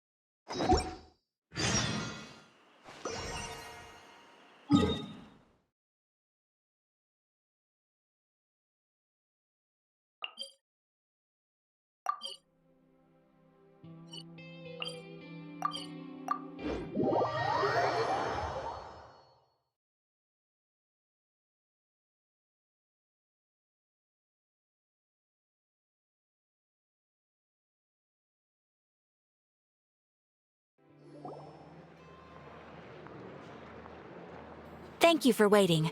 I finished checking your adventurer handbook. Here are your commission rewards. We have no other urgent commissions on the books at present. Thank you for all your hard work lately. Perhaps you two could consider taking a vacation. Amazing! Paimon never thought we'd end up having downtime and not cry. Things were pretty hectic when we first got here. Everywhere you looked, it was either the Wild Hunt causing chaos or the Fatui stirring up trouble. It felt like this whole region was one giant slime in a barrel, ready to go boom at any moment. That's right! Another win for Teyvat's top duo! Ah, yes. Are you two aware that the Moon Prayer Night is soon to take place? Oh, yeah! Llama told us that was coming up soon. Wait, why do you mention it, though? Do people in Nasha Town celebrate it, too? Paimon thought it was just for Moon Goddess worshippers. You're partially right. Most people in Nasha Town just see the festival as an opportunity to do business. They do not concern themselves with the religious element. The festival was first celebrated by the Frost Moon Scions. On this day, they would wear moon prayer blossoms and celebrate the birth of the moon goddess through song and dance. They would also prepare food and handicrafts and give them as gifts to others. Over time, it became Nodcry's most lively festival. Oh, sounds like fun! Great! Well, in the meantime, since Catherine doesn't have any commissions for us, let's focus on some personal business instead. When we first got here, you mentioned that this was where your spaceship landed? We didn't get to follow up on it at the time, because we got wrapped up in that whole rare situation, but now we can finally start investigating it properly. Well, there's a saying Paimon's heard around these parts, which goes, if you lift up a rock, you'll find something you weren't looking for. By that logic, you'll never find what you're looking for while you're searching, but the moment you stop looking, it'll jump right out at you. Could be worth a try though, right? Anyway, Paimon suggests we focus on other stuff we want to do for now, and just keep an ear out for spaceship-related intel as we go.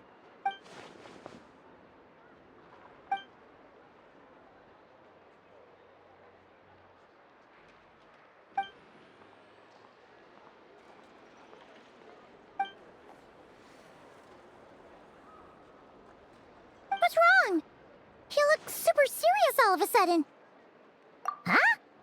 Paimon gets why you'd be concerned about Columbina, but what does the doctor have to do with anything? Oh, that's true. And now that you mention it, we're definitely overdue for a showdown with the Fatui. It is weird that he hasn't shown himself this whole time. What could he be up to? True. Paimon would much rather deal with Marionette anyway. She says the meanest things, but when it comes down to it, she doesn't seem like a bad person. Maybe it's the pressure of being a Fatuse? Especially as a Harbinger. Does she feel like she's gotta act tough to keep up appearances or something? But then, every time we headed out with Rarier, she always wound up having to repair Polonia and her other robots. That's gotta sting. Losing face always hurts more for people who care a lot about their image. She's probably still furious about it. What? Relax, she's not even here! Huh? What's the matter? Oh, nothing. Sorry, we'll be on our way now. Where are we again? Oh yeah, Columbina? Right, yeah, let's go see Columbina.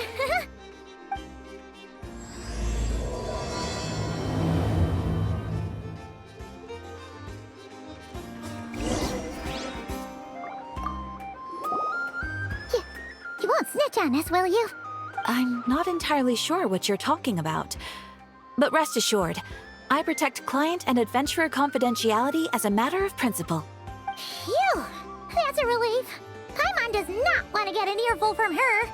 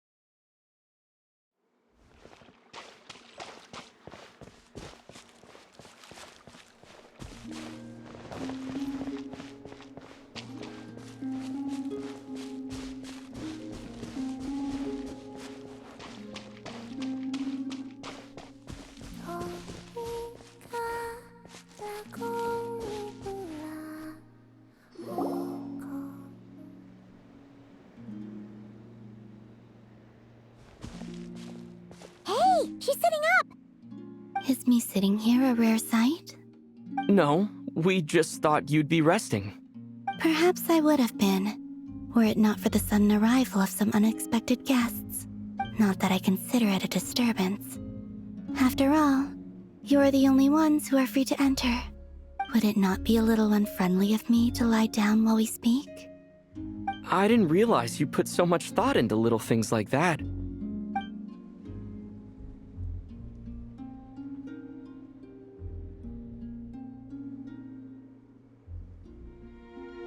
Only sometimes.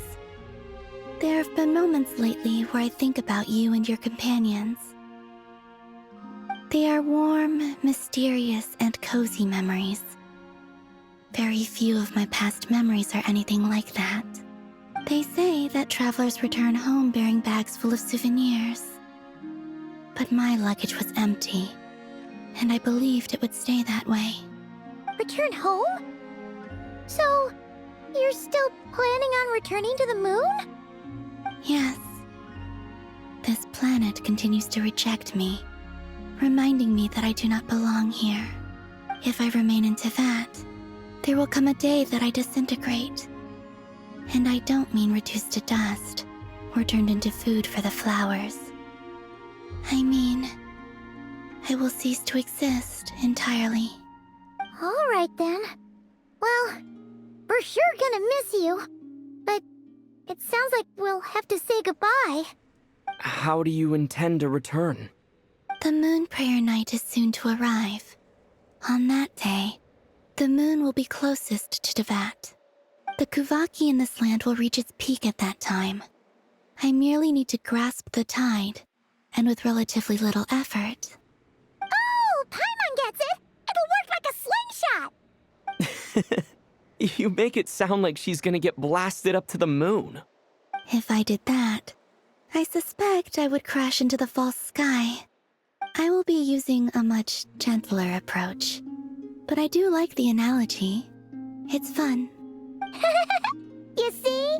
She gets Paimon's sense of humor. In the blink of an eye, the time has come to part ways. It does feel that way, doesn't it? Time seems to fly fastest when you are enjoying it. I have always thought of myself as a wanderer on this earth, and it has never expressed any desire to keep me here. Yet, just as I plan to depart, it tugs at my arm.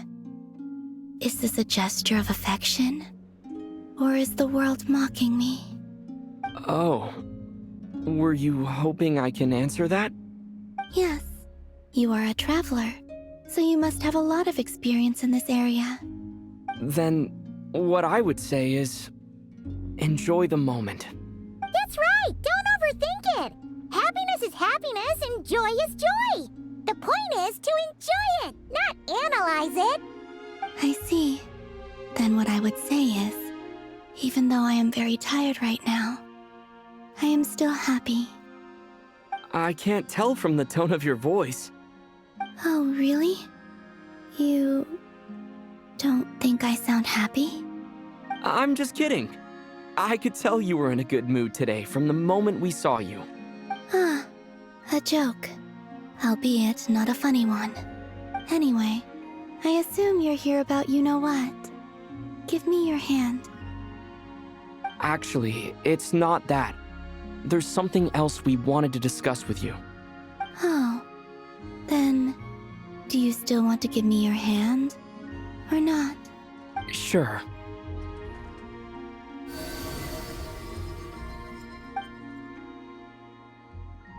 Thank you. So, I've heard that in the Moon Prayer Nights of the past, people here would hold celebrations in the Moon Goddess's honor. Since you helped so much in our fight against the Rayhir of Solnari, I think you deserve a farewell party before you return home. I haven't asked everyone else for their opinions on this yet, but I'd like to invite you to join the upcoming Moon Prayer Night. I've never joined a Moon Prayer Night before. I'm not sure what I would even do. Oh, don't worry about that. We take care of everything. All you need to do is show up. Of course, there's no need to force it if you're not feeling strong enough. It's just This kind of felt like a golden opportunity. But they call me Kutar, and the Fatui have an arrest warrant out for me. I shouldn't appear in public right now. I'll make it work. You have my word. Yeah, we got your back. Well, he does. Paimon's actually not too sure what he's planning. All right, if you're sure. I will not refuse your invitation. I suppose it wouldn't hurt to pack a few more sights from this world into my suitcase before finally learning what my homeland looks like. Oh, if you see Lauma, please tell her that my answer to the question she asked me is neither yes nor no. Rather, it is. There is no need. That was kind of cryptic, but sure. Guess it's between the two of you. We'll pass along the message. Bye for now.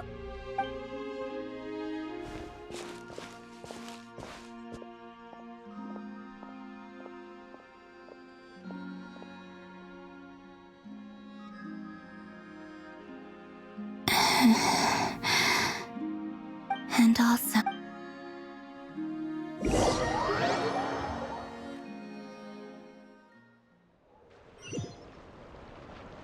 Since she's agreed to join the festival, let's go see who else wants to take part. Lauma's gotta be the person most familiar with the Moon Prayer Night. We should start with her. Also, what exactly is your plan to keep her safe? Not sure yet. I'll figure something out. What? Are you serious? And Paimon even gave you her vote of confidence back there! When did you become so sneaky?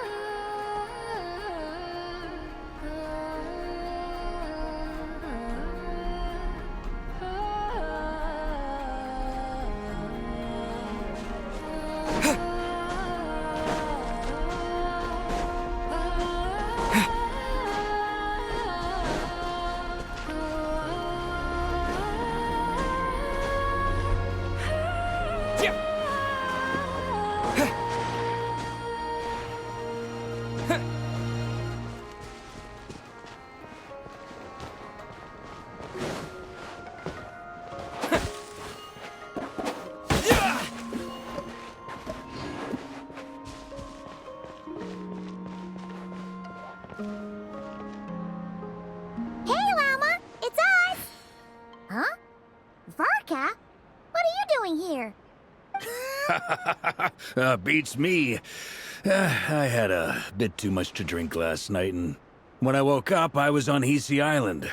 Mr. Varka is helping to oversee Nasha Town's preparations for Moon Prayer Night. He is here to go over some details regarding the decorations and custom cloth designs. Right, yeah, that too. What do you mean, that too? Yes. Celebrating this festival is a long-held tradition here in Nodcry. On this day, the crescent moon at the top branches of the verdant crest turns into a full moon, and the moon prayer blossoms bloom with a special radiance. Our people take these to be blessed omens. It's an especially welcome event coming off the back of all that nasty business with Rerir. Everyone got put through the ringer recently, and now they're looking to turn their fortunes around. The big shots in town all agree that a big, lively celebration is just what we need to rebuild people's faith in this place. No wonder Catherine said that people weren't so bothered about the religious element. That's right. It's become more of a local custom by this point. The celebrations have little to do with whether the religious stories behind this event are true or not. Even the Frost Moon Scions are eagerly awaiting the coming of Moon Prayer Night, despite now knowing that their past beliefs were founded on a falsehood. That's fair. It's a bit like the Lantern Ride in Liyue. It's a chance for people to enjoy themselves, not debate the existence of the Adepti. Oh, one other thing! We just went to see Columbina. We went ahead and invited her to take part in the festival this time. Hope it's okay. Wait, so... you mean she agreed to it? Huh. That's quite a surprise. Then, I suppose that she intends to return to the moon on that day. Oh yeah! It's kind of a complicated process, but basically, it's like a slingshot. I understand. In truth, I had a feeling that she might make such a decision. Well, if Kuthar has decided to participate in the festival, we should prepare accordingly. Yeah, exactly. She was saying how it could be risky for her to show her face in public. We were wondering if there was any way we could hide her. Unfortunately, the people who carved the statues did an excellent job of capturing her likeness. It will be very challenging to hide a goddess whose face everyone is so familiar with. Darn! We may have bitten off more than we can chew here. Nah, don't sweat the small stuff. We can handle that. Huh? Are you saying you have a plan? Not as such, no, but the most important thing with a festival is to keep the mood light and your spirits up.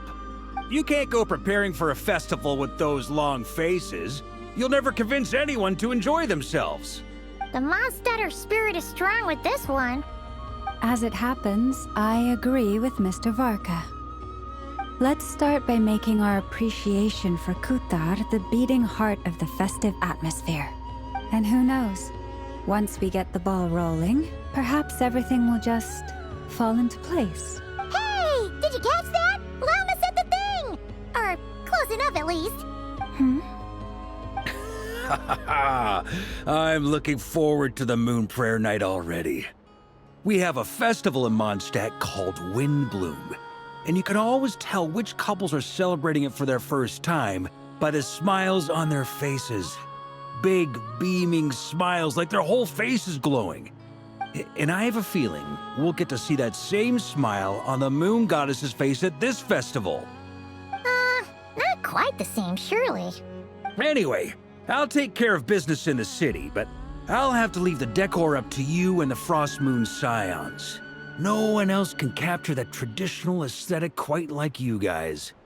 But lastly, there's the final key element that brings the festival to life. Companionship. Before you leave, let me show you something that we've been preparing. Mr. Varka had asked to see it already, so you may as well tag along. Also, I have some further questions about Kuthar's decision.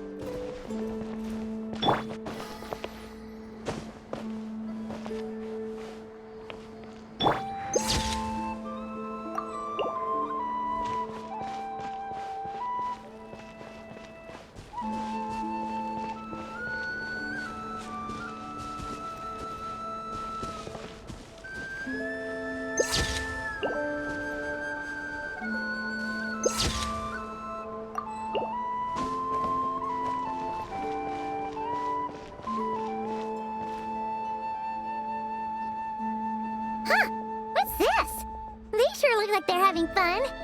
I believe so.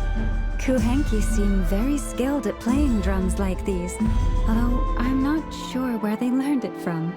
Maybe it's an innate talent? In their eyes, they're probably just playing with toys. Wanatar! You wanna play too?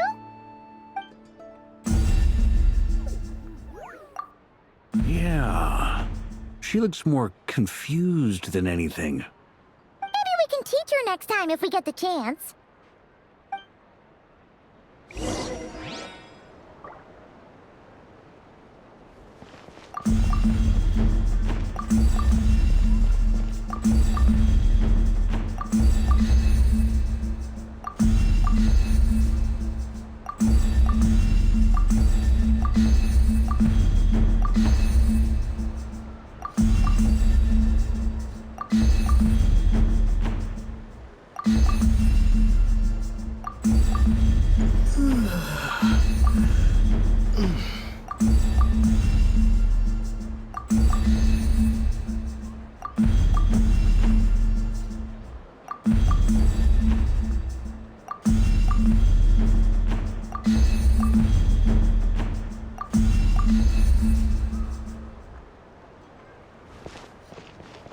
What are these floaty things? Moon veils. We hang them from buildings in the city during the festival. When you look at the sky through them, it creates a lovely misty effect.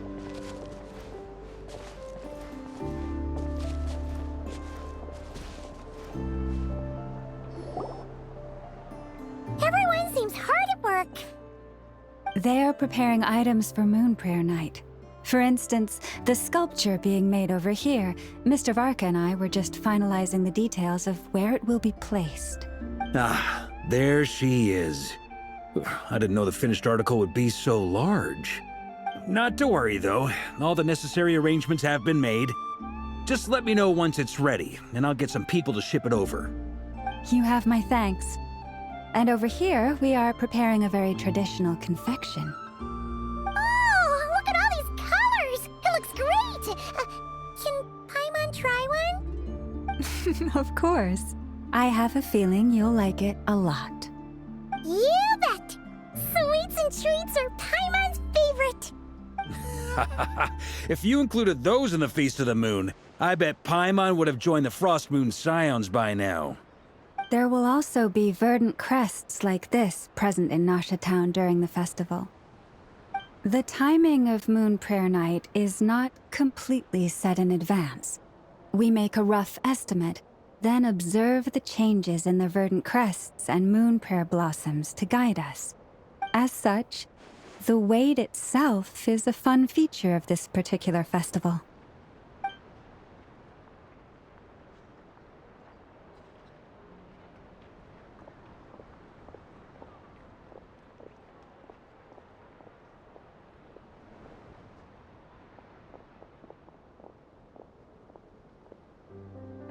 Let's talk here. To tell the truth, I am very surprised to hear that Kutar is willing to participate in the festival. I once asked her if she'd be willing to stay with the Frost Moon Scions. I could introduce her to everyone, and we could be a family to one another. She did not answer, but she has not appeared here since. I took this to mean her answer was no. But if that were the case, she would not have accepted this invitation. Ah, I see. Maybe she is right. Maybe the Frost Moon Scions of today no longer need a moon goddess. But my wish was not for her to come here and be worshipped as a deity. I simply wanted to offer her a place to stay. I'm sure she believes that showing herself here might invite Fatui intervention, and as such, she does not wish to cause us trouble. But what really pains me about all this is that this is her birthplace. She ought to belong here, yet no one has been able to grant her shelter. I think I'm qualified to weigh in here. When someone's about to depart on a long trip, what they need is blessings, not burdens. We should wish her the best, not make the journey harder than it already is. Anyway, she's agreed to attend, hasn't she? All we need to do is simply respect her decision. I see your point. Yes, she will soon depart after all. Our job is to leave her with some happy memories. Besides, who's to say her journey to the moon is a one-way trip? It's not like she can't come back and visit if she wants, right? Paimon agrees wholeheartedly. Festivals are all about having fun, so let's keep it simple. All right, I'm gonna head back to Nausea Town soon. Want to come with? I'm guessing you have some other folks to visit there. Sure thing, let's go! Bye for now, Elma! Thank you all. Goodbye.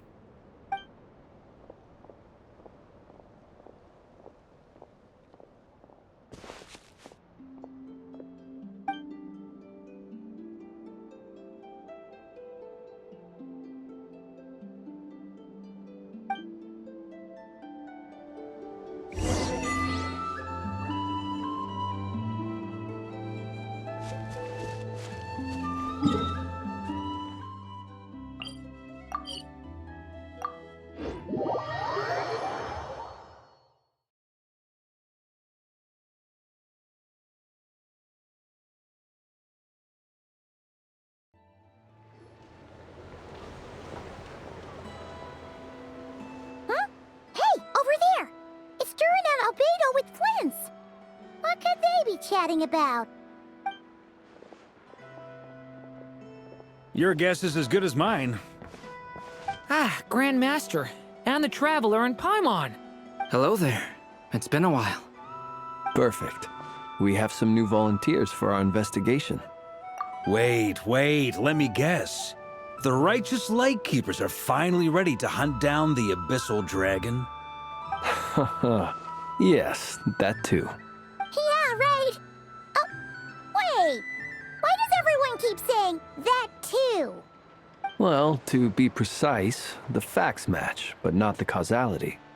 Wait, so I guessed right? Half right. Don't act so impressed with yourself. Maybe I can explain. We ran into Mr. Flint's north of Nausea Town. At that time, we just noticed a few abyssal creatures out in the wild, but the strange thing was, I didn't detect any traces of abyssal energy on them at all. On closer inspection, we realized that they were not real monsters, but something akin to reflections in the water, or perhaps a mirage. Huh? What do you mean?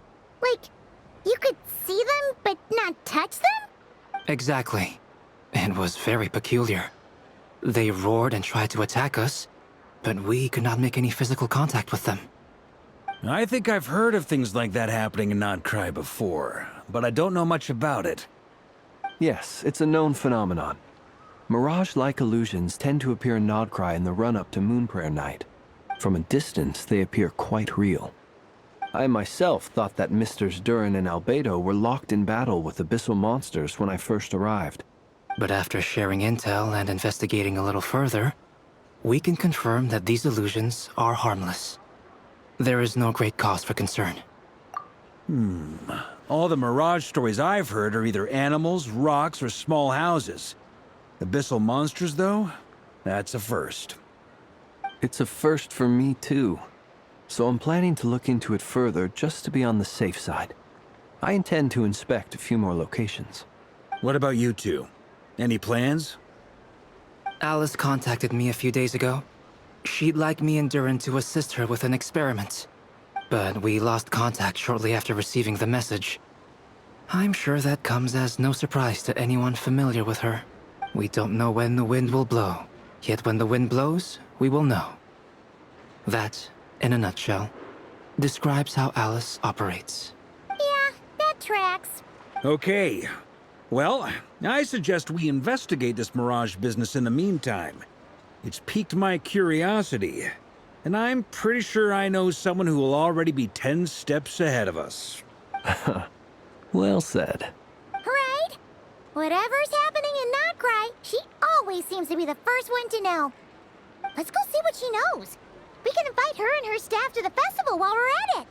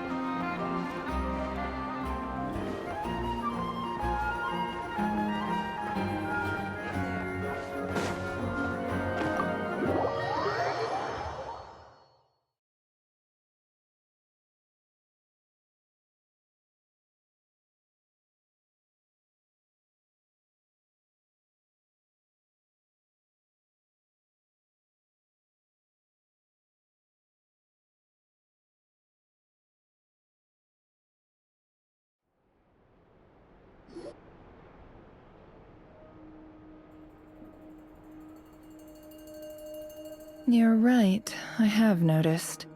There's certainly something a little fishy about this situation. Only a little, though. Records indicate that this phenomenon can occur in the days before and following Moon Prayer Night. That said, it has always been a rare sight in the past. The odds of encountering these phantoms are similar to looking up in the night sky, happening to see a shooting star, and managing to make a wish before it disappears. But this time, either everyone's getting lucky, or they're appearing far more frequently than usual.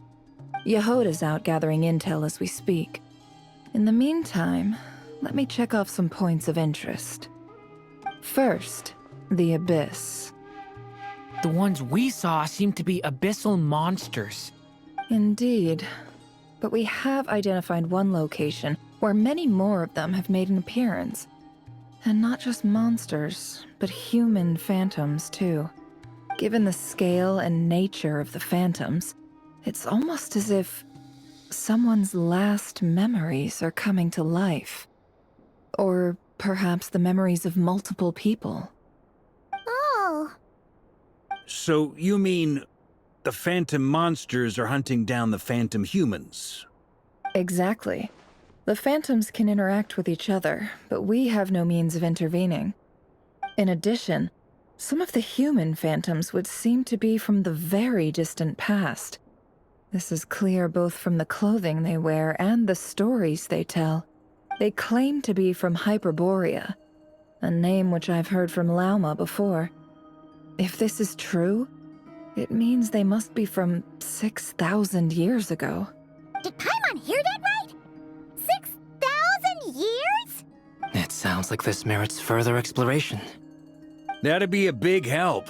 I'll leave it with you, Albedo. My knowledge of ancient history is non-existent. I used to doze off every time the pre-Knights of Favonius era came up in class. It's quite a miracle that you were able to understand these phantoms' speech, given how long ago they lived. I suppose you're right. But I'll leave the archaeologists to ruminate over that conundrum. As an intelligence broker, my sole interest is in the value of the information I gather. Which, in this case, hopefully means earning myself some good favor with our dear Lady Moonchanter. So calculating. Whew, this intel broker logic always catches Paimon by surprise. Sounds to me like we could split the work up. I think the abyssal phenomenon is best left to Albedo, Flintz, and me. Agreed. It coincides with my duty as a Lightkeeper. For my part, I'd like to understand the Abyss better. Even a little knowledge would go a long way. This is certainly a rare opportunity to study the Abyss. But even rarer, perhaps, is the chance to make contact with the Ancients. The Curatorium will take the lead on investigating the Hyperboreans. We put in the work to learn what we know so far. It seems only fair that we get some quantity of exclusive intel. That just leaves our trusty team of 2 unassigned. Since you became an honorary knight, of course. This was part of my grand plan all along. Ha ha ha! Oh yeah! By the way, we managed to convince Columbina to come to the Moon Prayer Night celebrations. Would you and Yehoda like to join too? She agreed to that? Huh. Quite an achievement. Never underestimate the traveler, I guess. I'd be happy to join. No point shutting myself inside when the streets are all decked out. I doubt any clients will be visiting during the festival in any case. And Yehoda loves a party, so I'm sure she'll jump at the opportunity. No. No. No. No. No. No. No. No. No. Way to contradict me in front of... Wait. No, that's not what I have bad news, boss.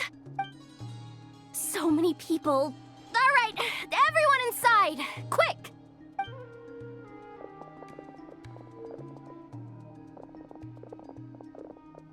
This is gonna sound crazy, but hear me out.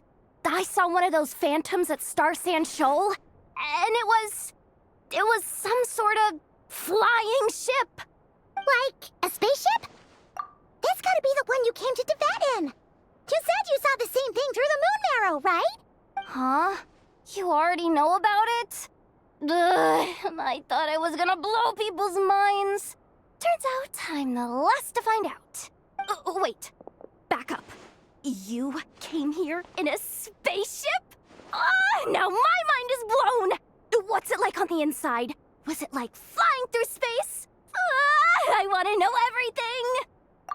Yep, exactly. Huge discovery. You're the best. Second best intel broker in the world. After your boss, of course. Wow.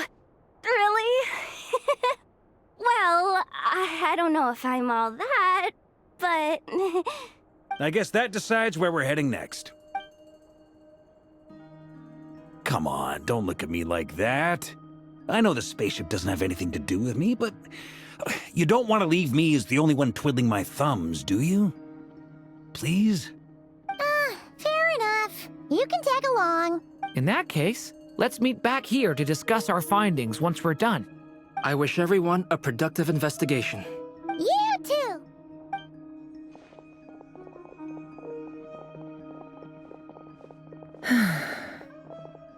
What's up, boss? Aren't we gonna head out? Tell me, Yehuda, when did the Curatorium start giving out intel for free? Oh, sorry, boss.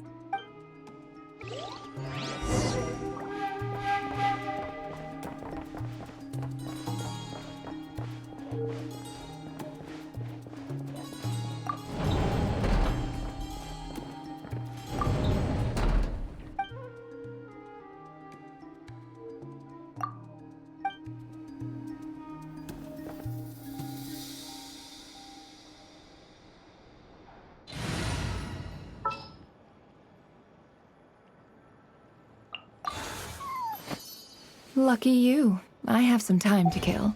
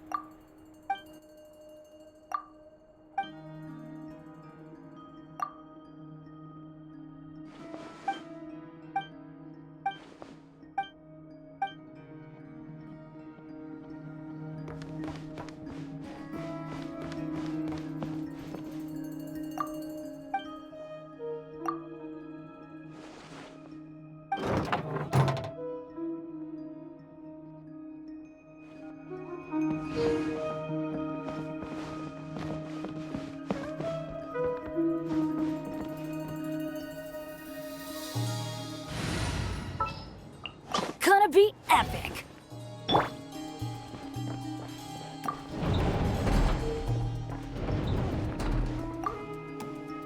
We can't unshare information any more than water spilled on sand can be put back in the bucket. I'll just have to balance the books some other way. Please, boss. There's gotta be another way. Who knows? Depending on what they find, maybe this will work in our favor. Please don't find me. Please.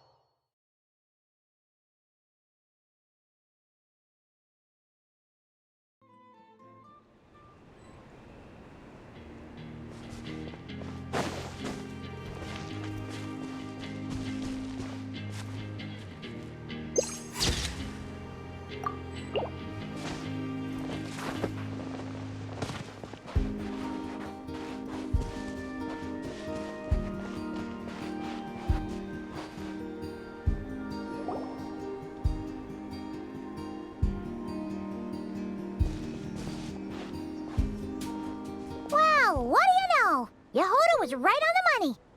This Phantom really is your spaceship. But that's so weird. Why would it show up here? Is it some kind of projection? Or a ghost? Like, maybe it no longer exists. But somehow it left an afterimage?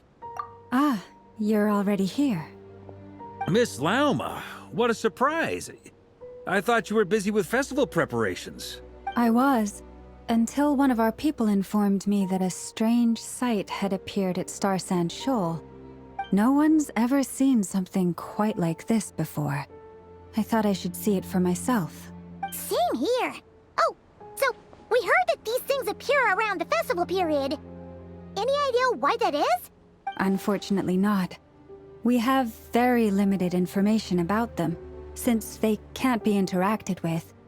And no human phantoms have ever made an appearance before now. The most we've been able to deduce is that these sightings appear to be connected to the increase in Kuvaki energy around this time. Yeah, seems like that's all we can do. This is all so confusing. Allow me to lend you a hand.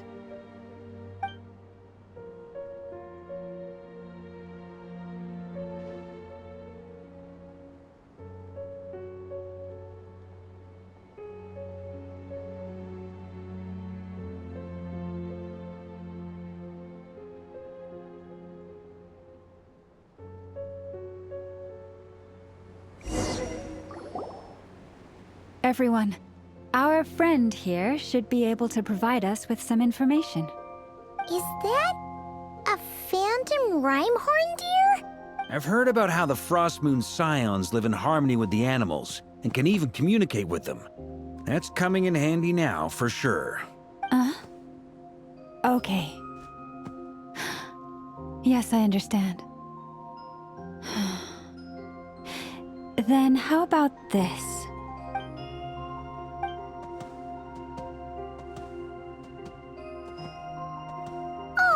It's leaving! It appears to share our curiosity about this giant spaceship, so I asked it if it wouldn't mind investigating along with some friends. In return, I told it about some nearby spots where the wild fruit grows abundantly. We may live in a different era from these phantoms, but I trust that the terrain, climate, and ecology here are more resistant to the effects of time than some things are. Let's give them a moment and hope for the best.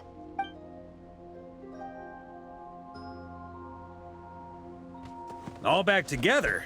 Must have been a lot of fruit. Indeed. Now let me ask them some questions.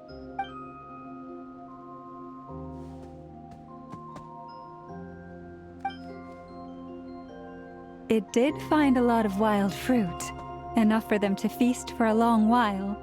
This puffin circled in the air several times, but didn't spot anything out of the ordinary. Certainly nothing to do with the spaceship. Huh. Well, it definitely makes sense to get a bird's eye view. Indeed. Other than that, I was also thinking that the world these phantoms see is also different from ours.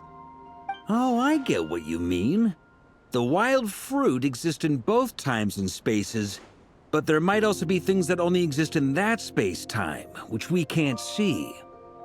Good point.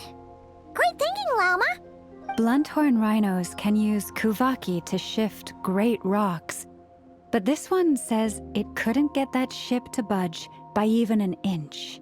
The sniffer mole tried too, but despite being a skilled digger, it could not get through. They say that the spaceship looks robust and undamaged. It seems completely impervious to any and all attacks. Whatever lies within is well defended from harm. So, just like us humans, there was nothing they could do about this spaceship either. Yes. Still, they deserve our thanks. We are grateful for all your efforts, dear friends. Now go, and enjoy your feast. I've noticed some other human phantoms gathered nearby. Come on, let's go talk to them.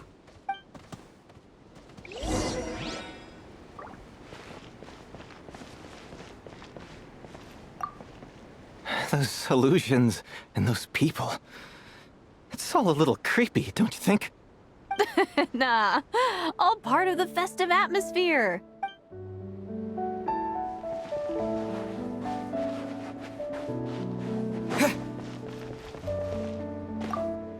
Have you ever seen anything like this? Nope.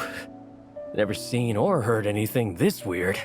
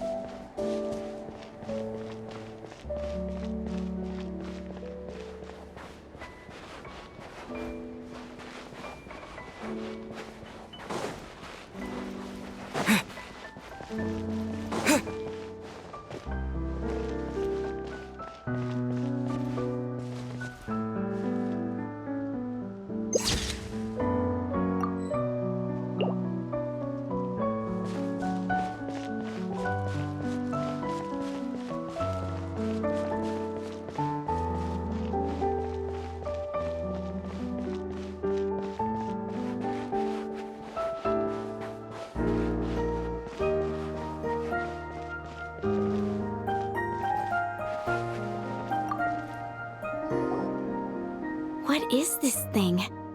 I've never seen it move, and there's no way to get inside. Goodness knows. My grandpa says it's been sitting here at least since his grandpa was still alive. What about his grandpa? Did he say anything to your grandpa's grandpa about it? Huh? I don't know. In all likelihood, it was here back then too. Hard to imagine something this huge could move.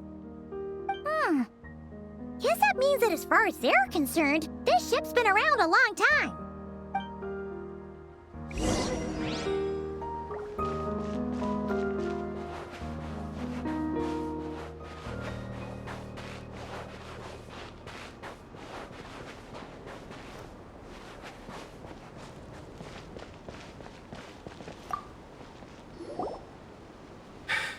Come on, brothers. If we can get even a small chunk off of this thing, it's gotta be worth a fortune. Today is the day we strike it rich. Huh? You mean Paimon? Yes, brother, I shall join you. Let's make our fortune. We should go with them. What the? This thing is crazy tough. I can't even scratch it. What's it made of? Sorry, brother. Looks like we'll have to seek our fortunes elsewhere. Enjoying yourself? I was just seeing if I could influence this phantom's perception by playing. But nope, no dice. I'm sure we're all starting to build up an idea of what's going on here now that we've spoken to some of the people. These phantoms are reenacting real historical events in Nodcry. It's almost like we're in some kind of interactive stage play. We can talk to the actors, but the plot is fixed, and we can't influence it. It makes sense. History is set in stone. The objective facts of the past cannot be changed. Paimon totally thought you were just goofing around earlier. But actually, you were doing some serious investigating. Of course I was. Anyway, at this point, I think we're forced to conclude that although the Phantom spaceship is right there in front of us, we aren't going to learn much about it from these people.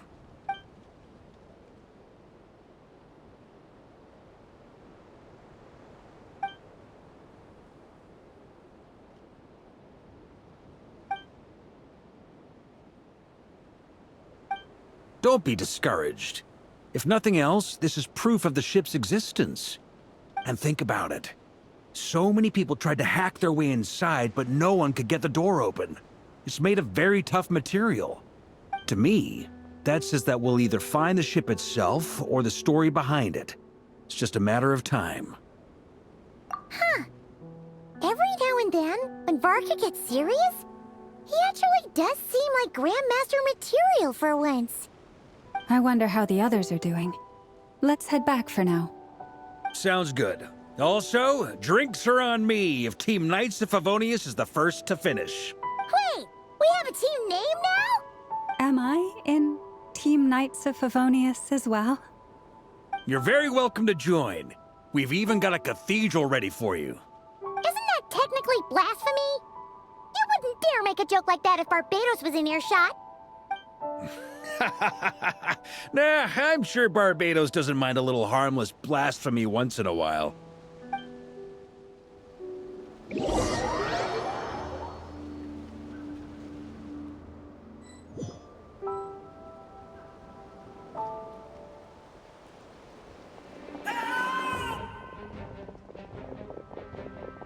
Oh, no!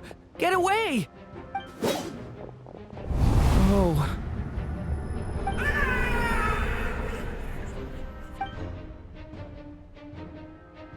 I know it's hard to stomach, Mr. Durin. But as I'm sure you've noticed, there is nothing we can do to intervene in that which unfolds before us. But we have to at least try. And try you have. But are you aware of how many unsuccessful attempts you've made now? I wasn't keeping count. I'm afraid this is the 39th failure so far. Or the 5th if we're only counting this particular victim. There are no indications that these phantoms may be altered in any way. You seem to have calmed down a little. I'll make us a fire. You should rest and have some water. Feeling any better now, Mr. Durin? May I ask a few questions? Be my guest. What exactly are we witnessing here? What happened to those people? My guess would be that we are seeing Notcry during the Conrian Cataclysm. Would that be accurate? Conria. That is correct. As you know, once the Abyss senses even the tiniest crack, it floods in and spreads like wildfire.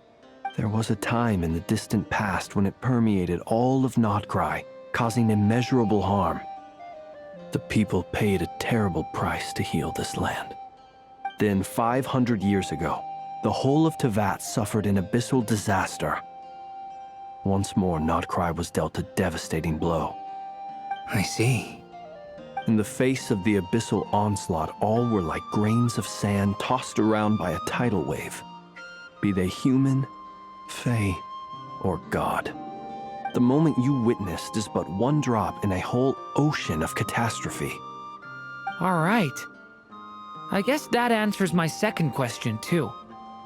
I wanted to know why there's nothing I could do to help them, and that's because what we are seeing is history. That would be my guess as well. As I understand it, history and fate are not all that dissimilar. The latter may be unseen to us, but both are immutable. Yes. Fate was determined long, long ago. I still have a couple of other questions for you, Mr. Flintz. You mentioned more than one abyssal disaster that has struck this land in the past. How can you be sure that what we're seeing is from the Conrian incident? And also, how are you able to stay so calm when you're talking about these events? From everything I know about you, you're not cold or ruthless, and you're not indifferent to the suffering of others. Alas, I am forced to show my age. I must be 600 or 700 years old by human measure. Wait, so you... One is not easily moved by history when one has witnessed the truth firsthand. I'm sorry. You needn't apologize. Your passion is a good thing to have. Treasure it, because someday you may find it in terribly short supply. Now, at the risk of offending you, I have a question in return. Your curiosity toward the Abyss, is it born from hatred or because you sense its call? I only ask because I kept a fragment of Rerir's body in my lantern for a short time. Specifically, his heart.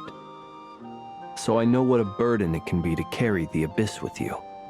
And I hear its power growling from somewhere within you. In my eyes, your mere existence is a miracle. My honest answer is... I don't know. I don't think I have the confidence to say for certain. What I will say is the Abyss is not the only issue that haunts me. Even before I became who I am today, the question dogged me constantly. Should I even exist at all? My doubts remain unresolved. But when we fought Rerir, something became a little clearer to me. Sometimes it is the darkness within us that allows us to achieve the impossible. I certainly got the sense from your 39 attempts that you were trying to achieve the impossible. It sounds like you've resolved to see the truth for yourself. Absolutely. In that sense, he and I are quite similar. Then I wish you every success. I look forward to the day of your transcension. Well, if everyone's caught their breath, I suppose we should head back. Oh, and one last thing. I'd appreciate if you kept our discussion about history a secret.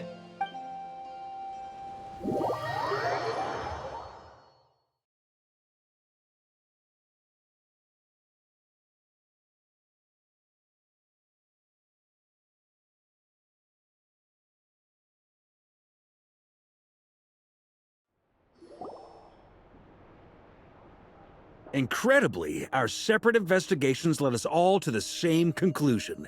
Hooray for consensus! Yeah, but we barely learned anything, though. I totally thought this would be the mother lode. Talking with the ancients? I mean, come on! But nope. All we got was useless snippets of conversation. And all this stuff about moons and hyperopia. What a load of baloney. Seems like people back then had a few screws loose. I understand your frustration. We found the same issue. Each phantom only showed a very brief moment in time. There isn't much value to be found in these miscellaneous fragments of a civilization's history, no matter how glorious it may have been. If there's a silver lining, it's that these phantoms are harmless to the present reality. They shouldn't get in the way of the festivities. Paimon agrees. And not just because it's the first thing she understood in this whole conversation. You look disappointed, Nefer. Is something the matter? What do you think? We all worked our tails off, but the only one to gain anything from it was you, Lady Moonjanter. Well, please do share the Hyperborean records with me. I will gladly inscribe them in our people's documents. Oh, duh! Yeah! That was it! Hyperborea! Hyperborea. I'm serious. Only an expert in the Frostmoon Scions and their history can turn these records into valuable research material. The alternative is to let them gather dust on the Curatorium's storage shelves until the pages turn yellow. Nefer, you're wise enough to know that cooperating and sharing the profits is the best course of action here. Well, that goes without saying. Sure, let's do that. Huh? But didn't you say we aren't supposed to give out intel for free? Sorry. Shutting up. Shutting up. Now is not a good time to push Nefer's buttons. Anyway, back to Moon Prayer Night.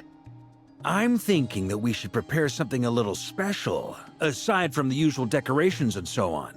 You mean a parting gift? Can't go wrong with food.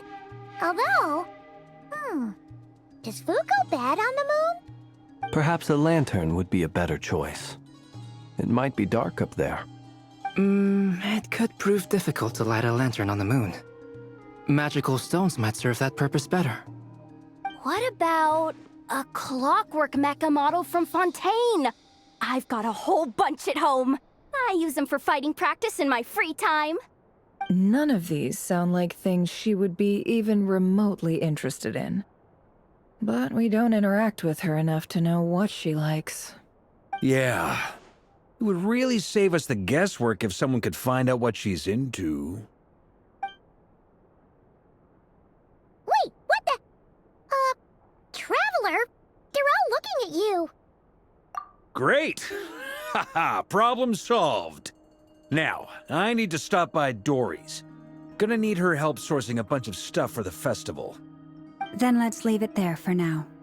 We all have our own business to attend to. Traveler, if you find out what Kutar likes, let us know right away.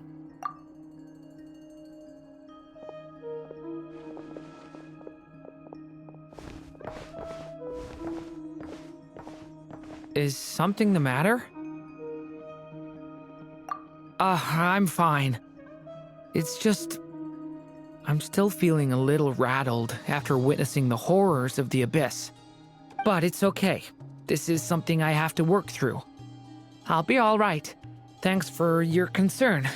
Well, don't put too much pressure on yourself. If you ever feel like something's wrong, physically or mentally, we're here to talk. Come on. Stop treating me like a kid.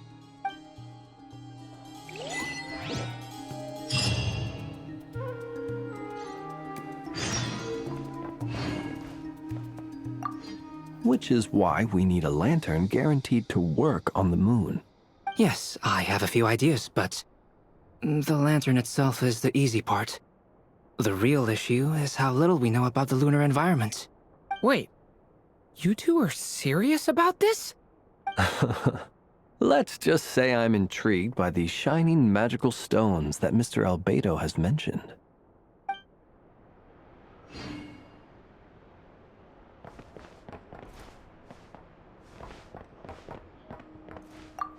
Could you do me a solid and try to smooth things over with Boss Neff?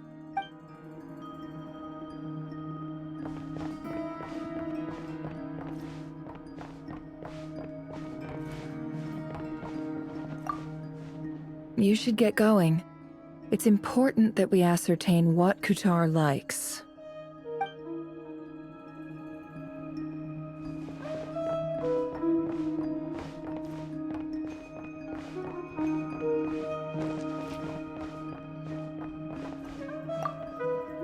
Miss Lauma, would you accompany me into town? I think it'd be best if you saw the Frost Moon Scion's decorations for yourself. Very well. Let's go.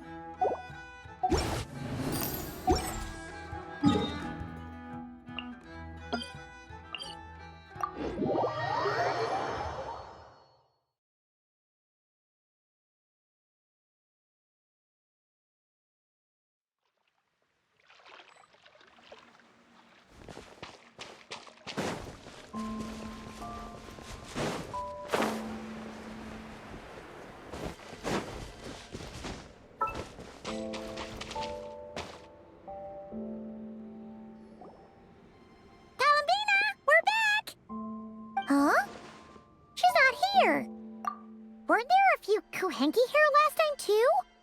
Where did they all go? Walkies? For Kuhenki? You're not pets, you know. Oh, well. Looks like we just came at a bad time. Let's try again tomorrow. There's still a few days until Moon Prayer Night, so we're in no rush. Besides, she needs time to rest anyway.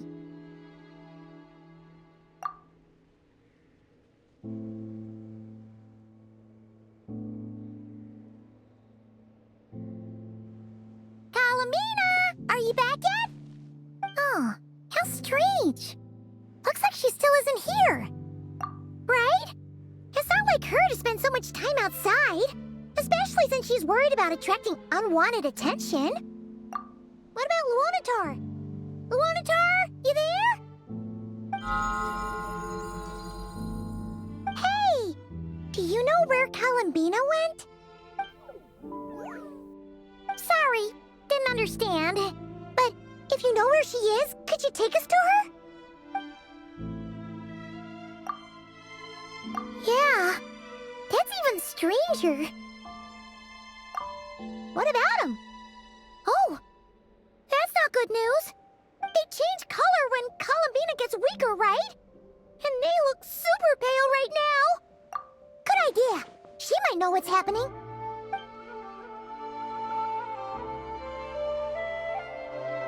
Lalma! Ah, it's you. How is Kutar? Is she okay? No, she hasn't. I came here to check on her after I noticed the flowers had changed color. Based on past precedent, she must be very weak right now. Even getting up to walk would be a struggle. It seems unlikely that she wandered off outside. Not to mention that she doesn't do that at the best of times either. So yeah, this is super weird. No.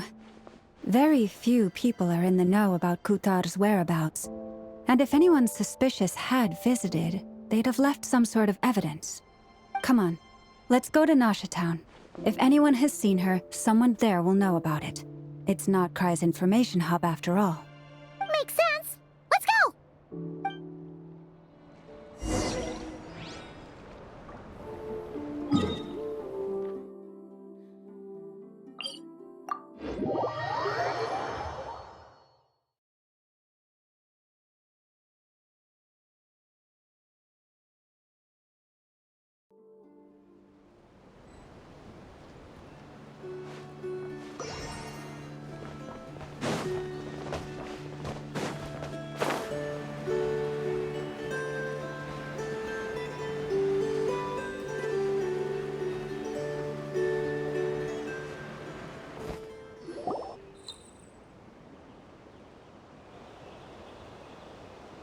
Moment. Is it just Paimon, or is this stall kind of suspicious? It's never been here before, right? No, I don't recognize it. Alas, your free and easy adventure time is over. Now, prepare to face the final boss of Nod Cry. Whoa! Where'd that voice come from? Not sure, but it's definitely hostile. No, not that way. The final boss is right here. The sniffer mole? That's the final boss? Surely not. Oh? Okay, the jig is up. I'll stop teasing you. Turn around. I'm right behind you. It seems I've managed to leave quite an indelible impression, even though you've never seen my face. Ah, nothing could make a great mage more pleased with herself.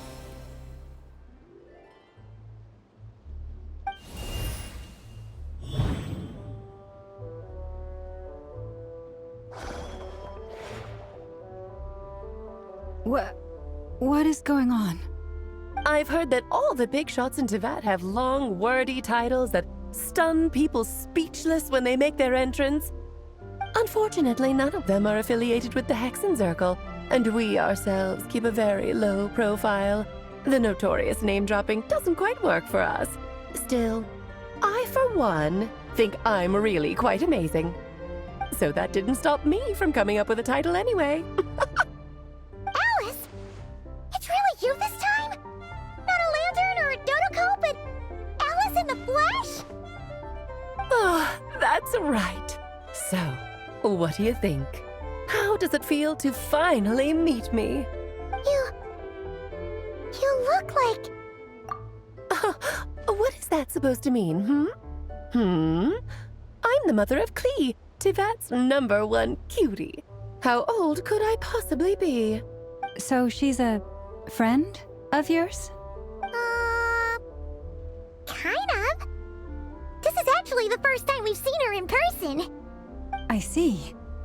Madam Mage, that was, quite a powerful entrance. I certainly won't be forgetting it anytime soon. It's okay, Lalma, don't force it. Paimon will do the honors. This is Alice from the Hexenzirkel. She's a friend of ours, and of Arcus, too. That's right. She's a good person, just kinda unpredictable. Well, what is the human heart if not unpredictable, If we could not do as we please, how would we differ from machines? I am Lauma. Moon Chanter of the Frost Moon Scions. It is a pleasure to meet you. Oh, I know. Before you got here, I spent a good, 15 minutes getting up to speed on Nodcry's present situation. In other words, I've read the whole in the last episode part, so we can skip the pleasantries. Fair enough. Well, Miss Alice, I can already tell that you have quite a unique personality. He'll get used to it. Paimon sure is. So anyway, what are you doing in Nodcry, Alice? Oh, I thought I told you already. This time, I'm the final boss. And what a formidable foe I shall be. Powerful, confident, decisive, and good luck finding my weak spot. You will never succeed. Oh, drat! My one weakness, and you found it in an instant. Fate has been dealt a devastating blow. Thus falls the great Dodo King. Why are you playing along with this nonsense? For funsies, of course. What's wrong, Paimon? Are you disappointed in me? Am I a gigantic letdown? No, it's just... you seem like a busy lady. And this is the one time you've shown up in person. Paimon figured it would be for something more high stakes than just goofing around. You're quite right. I'm here in Nodcry because something big happened. Something big enough it caught the attention of the Hexen Circle. It concerns the 3 moons, Teyvat's borders, and of course, the moon goddess you are currently searching for. Kind of. Why don't we discuss this over a pot of tea? My main reason for coming on this trip to Teyvat was, of course, to have some fun. But I do technically have a job to do as well, namely, maintaining the stability of Teyvat's borders. I'll skip over the complicated parts, but to sum it up, abyssal energies are all that lie beyond Teyvat's border. We'd find ourselves in a real pickle if they ever made it through. And the phantoms you've been seeing are a sign that the border has been disturbed. No wonder they tend to show up around Moon Prayer Night. Is it because the real moon is now so close to us that its power can cross the border? In part, but only a negligible amount passes through. Just enough to influence the verdant crests and so on. And as you've noticed, there has been an unprecedented number of phantoms appearing this year. The influence of the moon beyond the border cannot explain this. No, there is another far greater factor at play. The trilunar syzygy. A trilunar syzygy? Eons ago, before the heavenly principles came to Teyvat, it was the then 3 moon goddesses who controlled the laws of this world. Oh, that's exactly it! The 3 goddesses split these powers amongst themselves, promising never to consolidate them into one singular body. This was meant to keep the world stable. But, fast-forwarding to the present, the eternal moon's marrow is with you, while the iridescent moon's marrow, which should never have appeared in this world, has been retrieved. Add that to the presence of a moon goddess in the flesh and... the power of all 3 moons is gathered here in Nodcry. There hasn't been an event like this since the War of Funerary Flame. And it's having a noticeable effect on Teyvat's borders. Because I wish to give my darling daughter a peaceful, sunny environment to grow up in. Is that a good enough reason? Kinda sounds like you're dodging the question, but it does make sense. Well, that's one reason anyway, and the most important one. The others are a little complicated to explain. For instance, cleaning up after dearest Miss R. Albedo could tell you more about that if you're curious, but right now, I have a more important question to ask you. Why are you collecting the moon marrows? I see. Nicole told me about that legend once. Nicole? You mean Mage Anne? Oh, so you remember. Yes, of course. That was a story about fate, her area of expertise. But back to the story of our dear moon goddess. I'm afraid her intended method of returning to the moon is unlikely to work anymore. What does that mean? She may be missing, but she hasn't gone anywhere. she has disappeared.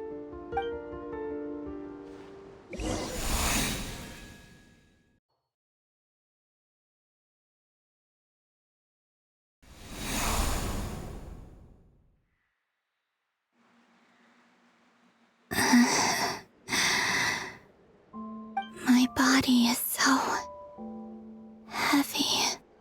Wait, no. It's my mind that's heavy. My arms and legs are as light as a feather. What's happening to me? I feel drowsy, like I've been asleep for too long. Is it daytime or nighttime? Is the moon out? I think I'll go for a walk.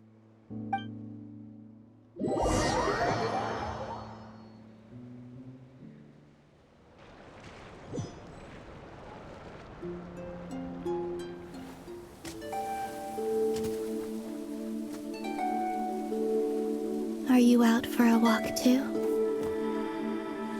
Huh?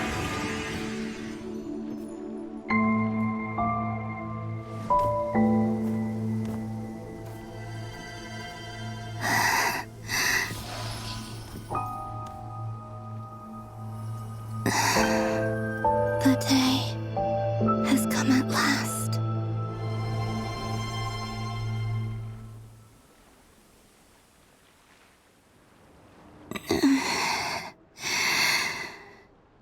Have I grown so weak that I can't even sustain my physical form? But Moon Prayer Night is nearly here. I was so close to returning home. Death is near. Is this how it ends for me? Will I return to the moon after I disappear? Or... I don't want it to end like this. So far, at least, I still exist. Even if not physically, I can still feel. But as my power wanes, I'm sure that too will fade. I suppose I might take one final look at this world. The world where I was born.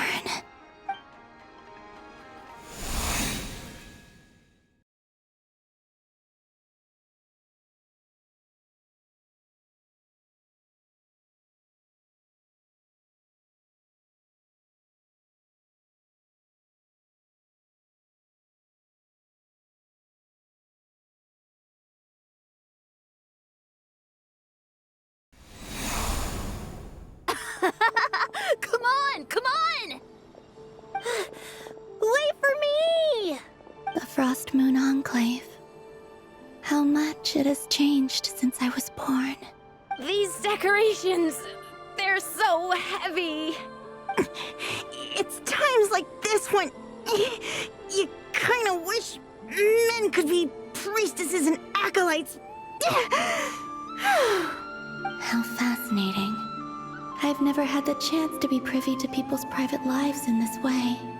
In the past, people would get so solemn and serious the moment I showed my face. Like they were frozen stiff. Karina, Lametti, it's time to eat. Coming! I want to watch them a little longer.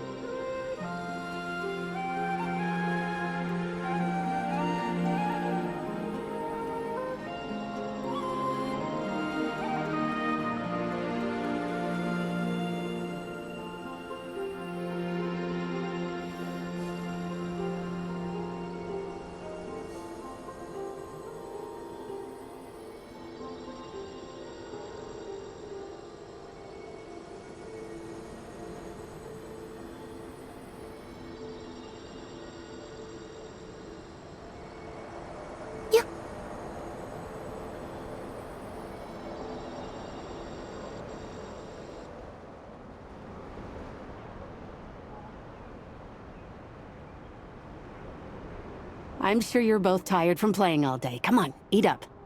A plain, humble meal. That has always been the way of the Frostmoon Scions. Huh? How come Lamatti got a midsummer berry dessert? Oh, I always get Lockaberry. I don't mind sharing. You can have a bite of mine if I get to have a bite of yours. They're sharing food? I've never shared food with anyone before. Even at the Harbinger tea parties, everyone just ate off their own plate. And when I couldn't finish my food offerings from the Frostmoon Scions, they'd leave the leftovers out under the moonlight for the animals to claim. Hey! That was 2 bites! Oh, then you can have another bite of mine. Oh, you too. Oh, don't fret now. Here, have some of Granny's too. So this is what it means to be family.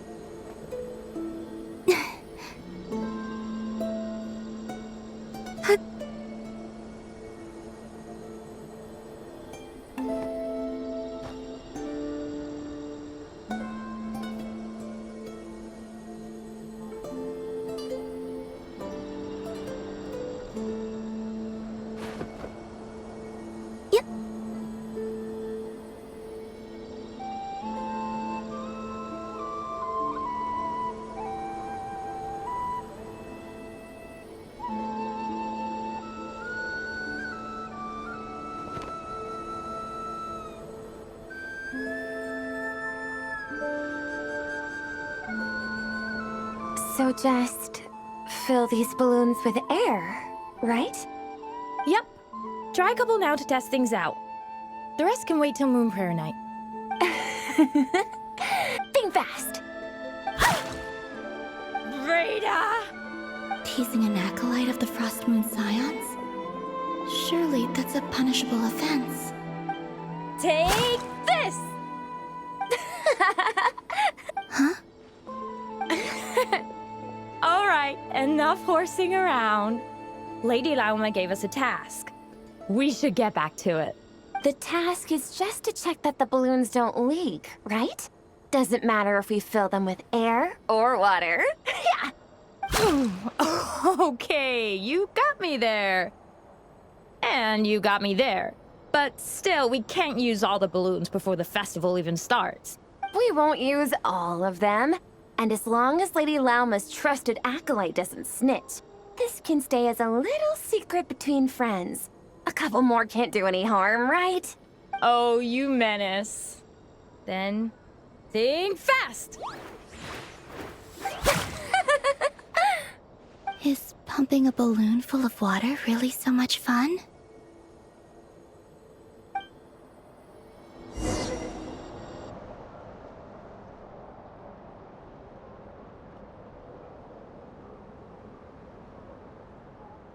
I'm seeing so much that I'd never usually get to see. They'd never act like this when I was around. It's nice, being able to just watch people in peace in these final moments. What a rare opportunity. I think I'll go take a look around Nasha Town, too. Maybe the Traveler will be there.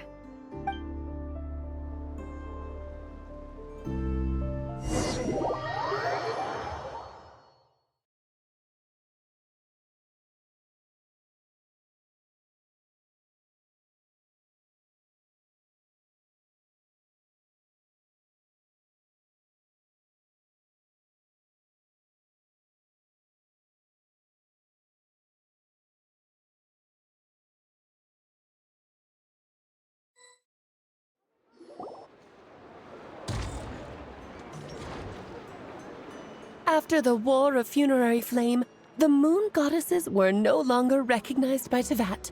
They lost the whole foundation for their existence. That's why the Moon Goddess's strength is fading. She cannot withstand the world's rejection of her.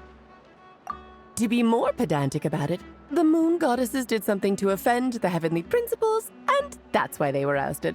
Something of a recurring theme in Teyvat's history. Theoretically, speaking so candidly should put me in their crosshairs too, but they can't tell me what to do. I'll say whatever I want. Anywho, the Moon Marrow energies were but a drop in the bucket for her, and that battle against the Ray Hair of Solnari only weakened her further. Fortunately, it happened close enough to Moon Prayer Night when the Kuvaki concentration here is high. That's the only reason she managed to survive this long. What do you mean, fortunately? You said she disappeared. We're too late. Ugh, what a headache. I thought this was all common knowledge. I guess I have some more explaining to do.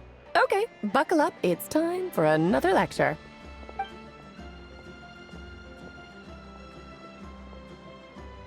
Now, I said earlier that the Moon Goddesses lost the foundation for their existence. The reason for that has to do with the natural order. Basically, the rationale for their existence in Teyvat was lost. The same logic applies to the present Moon Goddess, too. Consider her existence so far. Her comrades in the Fatui called her Damselette. And she was worshipped as Kutar by the Frost Moon Scions. But these connections have now been severed, whether by her hand or yours.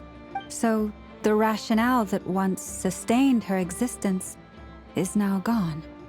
Wait, we did that to her? Oh, well, strictly speaking, yes. But let's not start pointing fingers, shall we? I'll only end up as the big bad villain, and that's not the kind of final boss I want to be. Of course I do. I'm only the greatest mage in the whole entire world. Now, if you wish to find your Moon Goddess, there are two problems we need to solve. Firstly, we'll need to strengthen the connection between her and Teyvat, at least enough to sustain her until Moon Prayer Night. Strengthen her connection. But does that mean I'll have to rally all the Frost Moon faithful behind this? I'm afraid a bygone faith and a former home won't be of any help to her now. Do you know her name? Her name? Yes, names are very important things. A name is a fundamental concept that anchors one's entire existence. Then your first job is to find it. As a moon goddess, I'm sure she must have a name she identifies with. Neither Columbina nor Kutar is her true name, and she's never really accepted either of them. So, finding out her real name is enough to sustain her existence? Yes, I know it sounds like a small step, but every journey begins that way. So for now, that's all we need to focus on. The second problem is with her plan to use the moon marrows to return to the moon. Unfortunately, piercing through the false sky will take an enormous amount of power.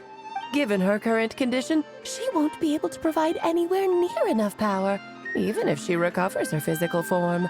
But no need to fret. Nicole's the expert in this field, and I'm sure she'll figure something out. Wait, Mage N is going to help us out too? That means we've got 2 Hexacircle mages on the case. This is turning into a pretty big deal. Actually, this is more of a side quest for me. Like you said, I'm a busy lady, so I can't stay for too long. I'll have to return to Tevet's border soon. That's the upside you get for looking out for my little Klee. Hopefully that will incentivize you to carry on keeping her company in the future. Anyway, jokes aside, you'd better get moving. It will take quite a miracle for the moon goddess's consciousness to hold out till moon prayer night. Oh, I suppose I might as well tell you where Nicole is before I leave. Off you go now. Time to meet your new friend. Oh, yes, and a little suggestion. Don't forget to mind your heads. What? I wonder how Durin's doing. I should really go see him before I head back.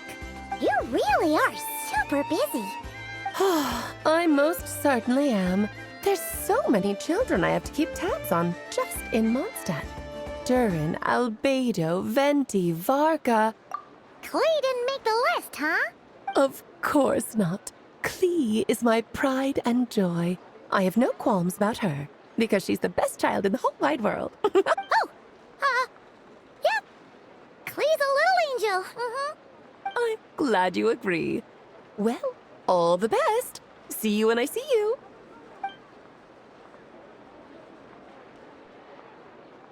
She left in a hurry. Yeah, she didn't pack up her stall. Should we handle it for her? I must say, I'm now very curious about her daughter. Klee, wasn't it? What's she like? That's a long story. Come on, we'll fill you in as we go.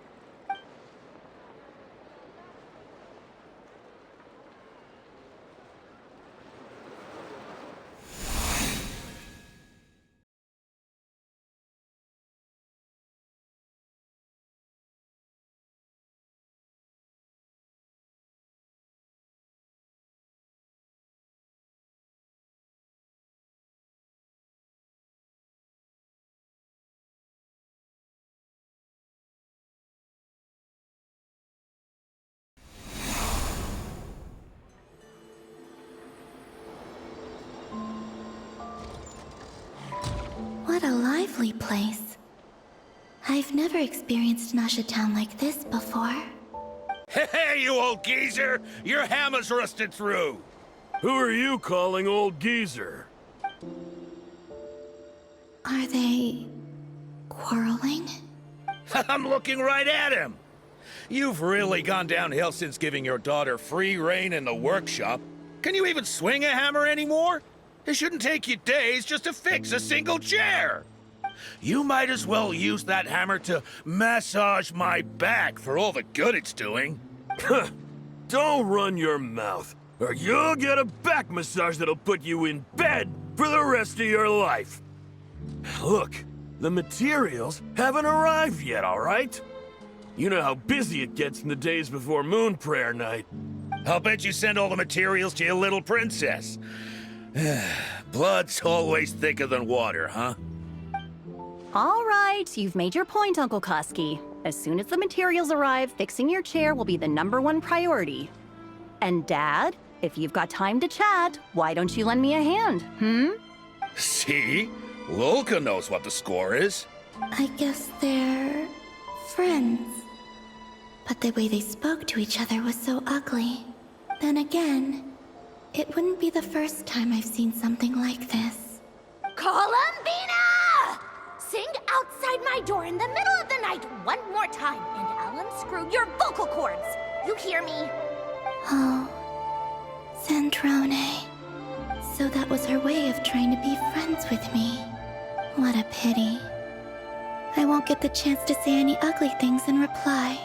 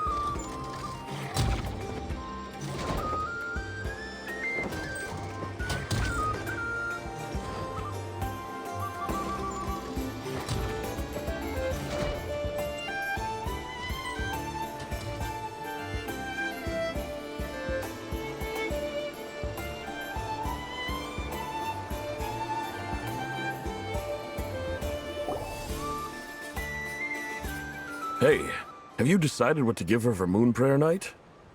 I sure have. She's gonna get the surprise of her life when she's least expecting it. Then I'll whip out the ring and pop the question. The surprise of her life. What a fun turn of phrase. Cool, I get the picture. You can spare me the gushy details. Ooh, looks like we have a customer. Hello there, ma'am. Would you like some Moon Prayer Night candy? Huh? Is he talking to me? Can he see me? Here you go. Oh.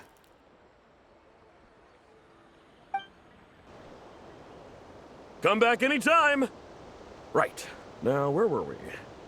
I don't know why, but I still held out hope.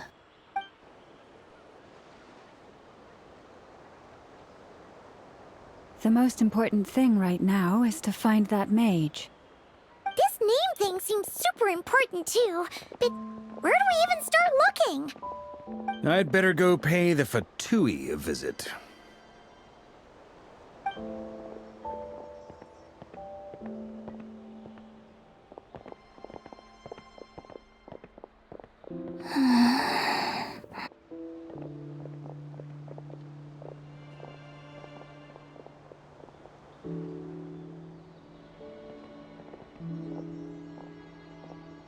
Columbina?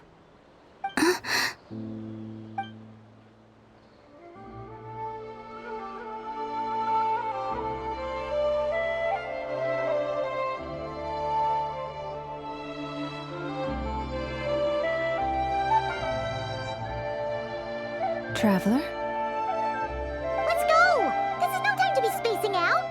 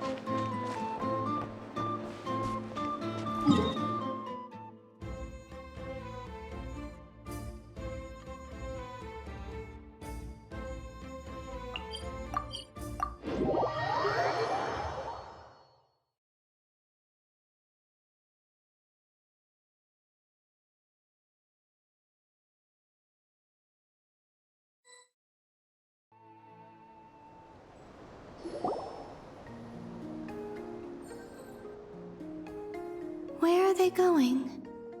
They mentioned a mage and... a name? So, Mr. Varka, are you acquainted with this Nicole? Or should I call her Mage N? Not really. We've never met, though she has come up in conversation. From what I've gathered, Alice kinda took Nicole under her wing. Taught her how to speak in a more ladylike fashion, that kind of thing. Huh. Hard to imagine Alice as an etiquette coach. Yeah. Alice is a larger-than-life personality, I'll give you that. But then again, that's why she's able to draw such an eclectic mix of people into her inner circle. If I remember correctly, being an interesting person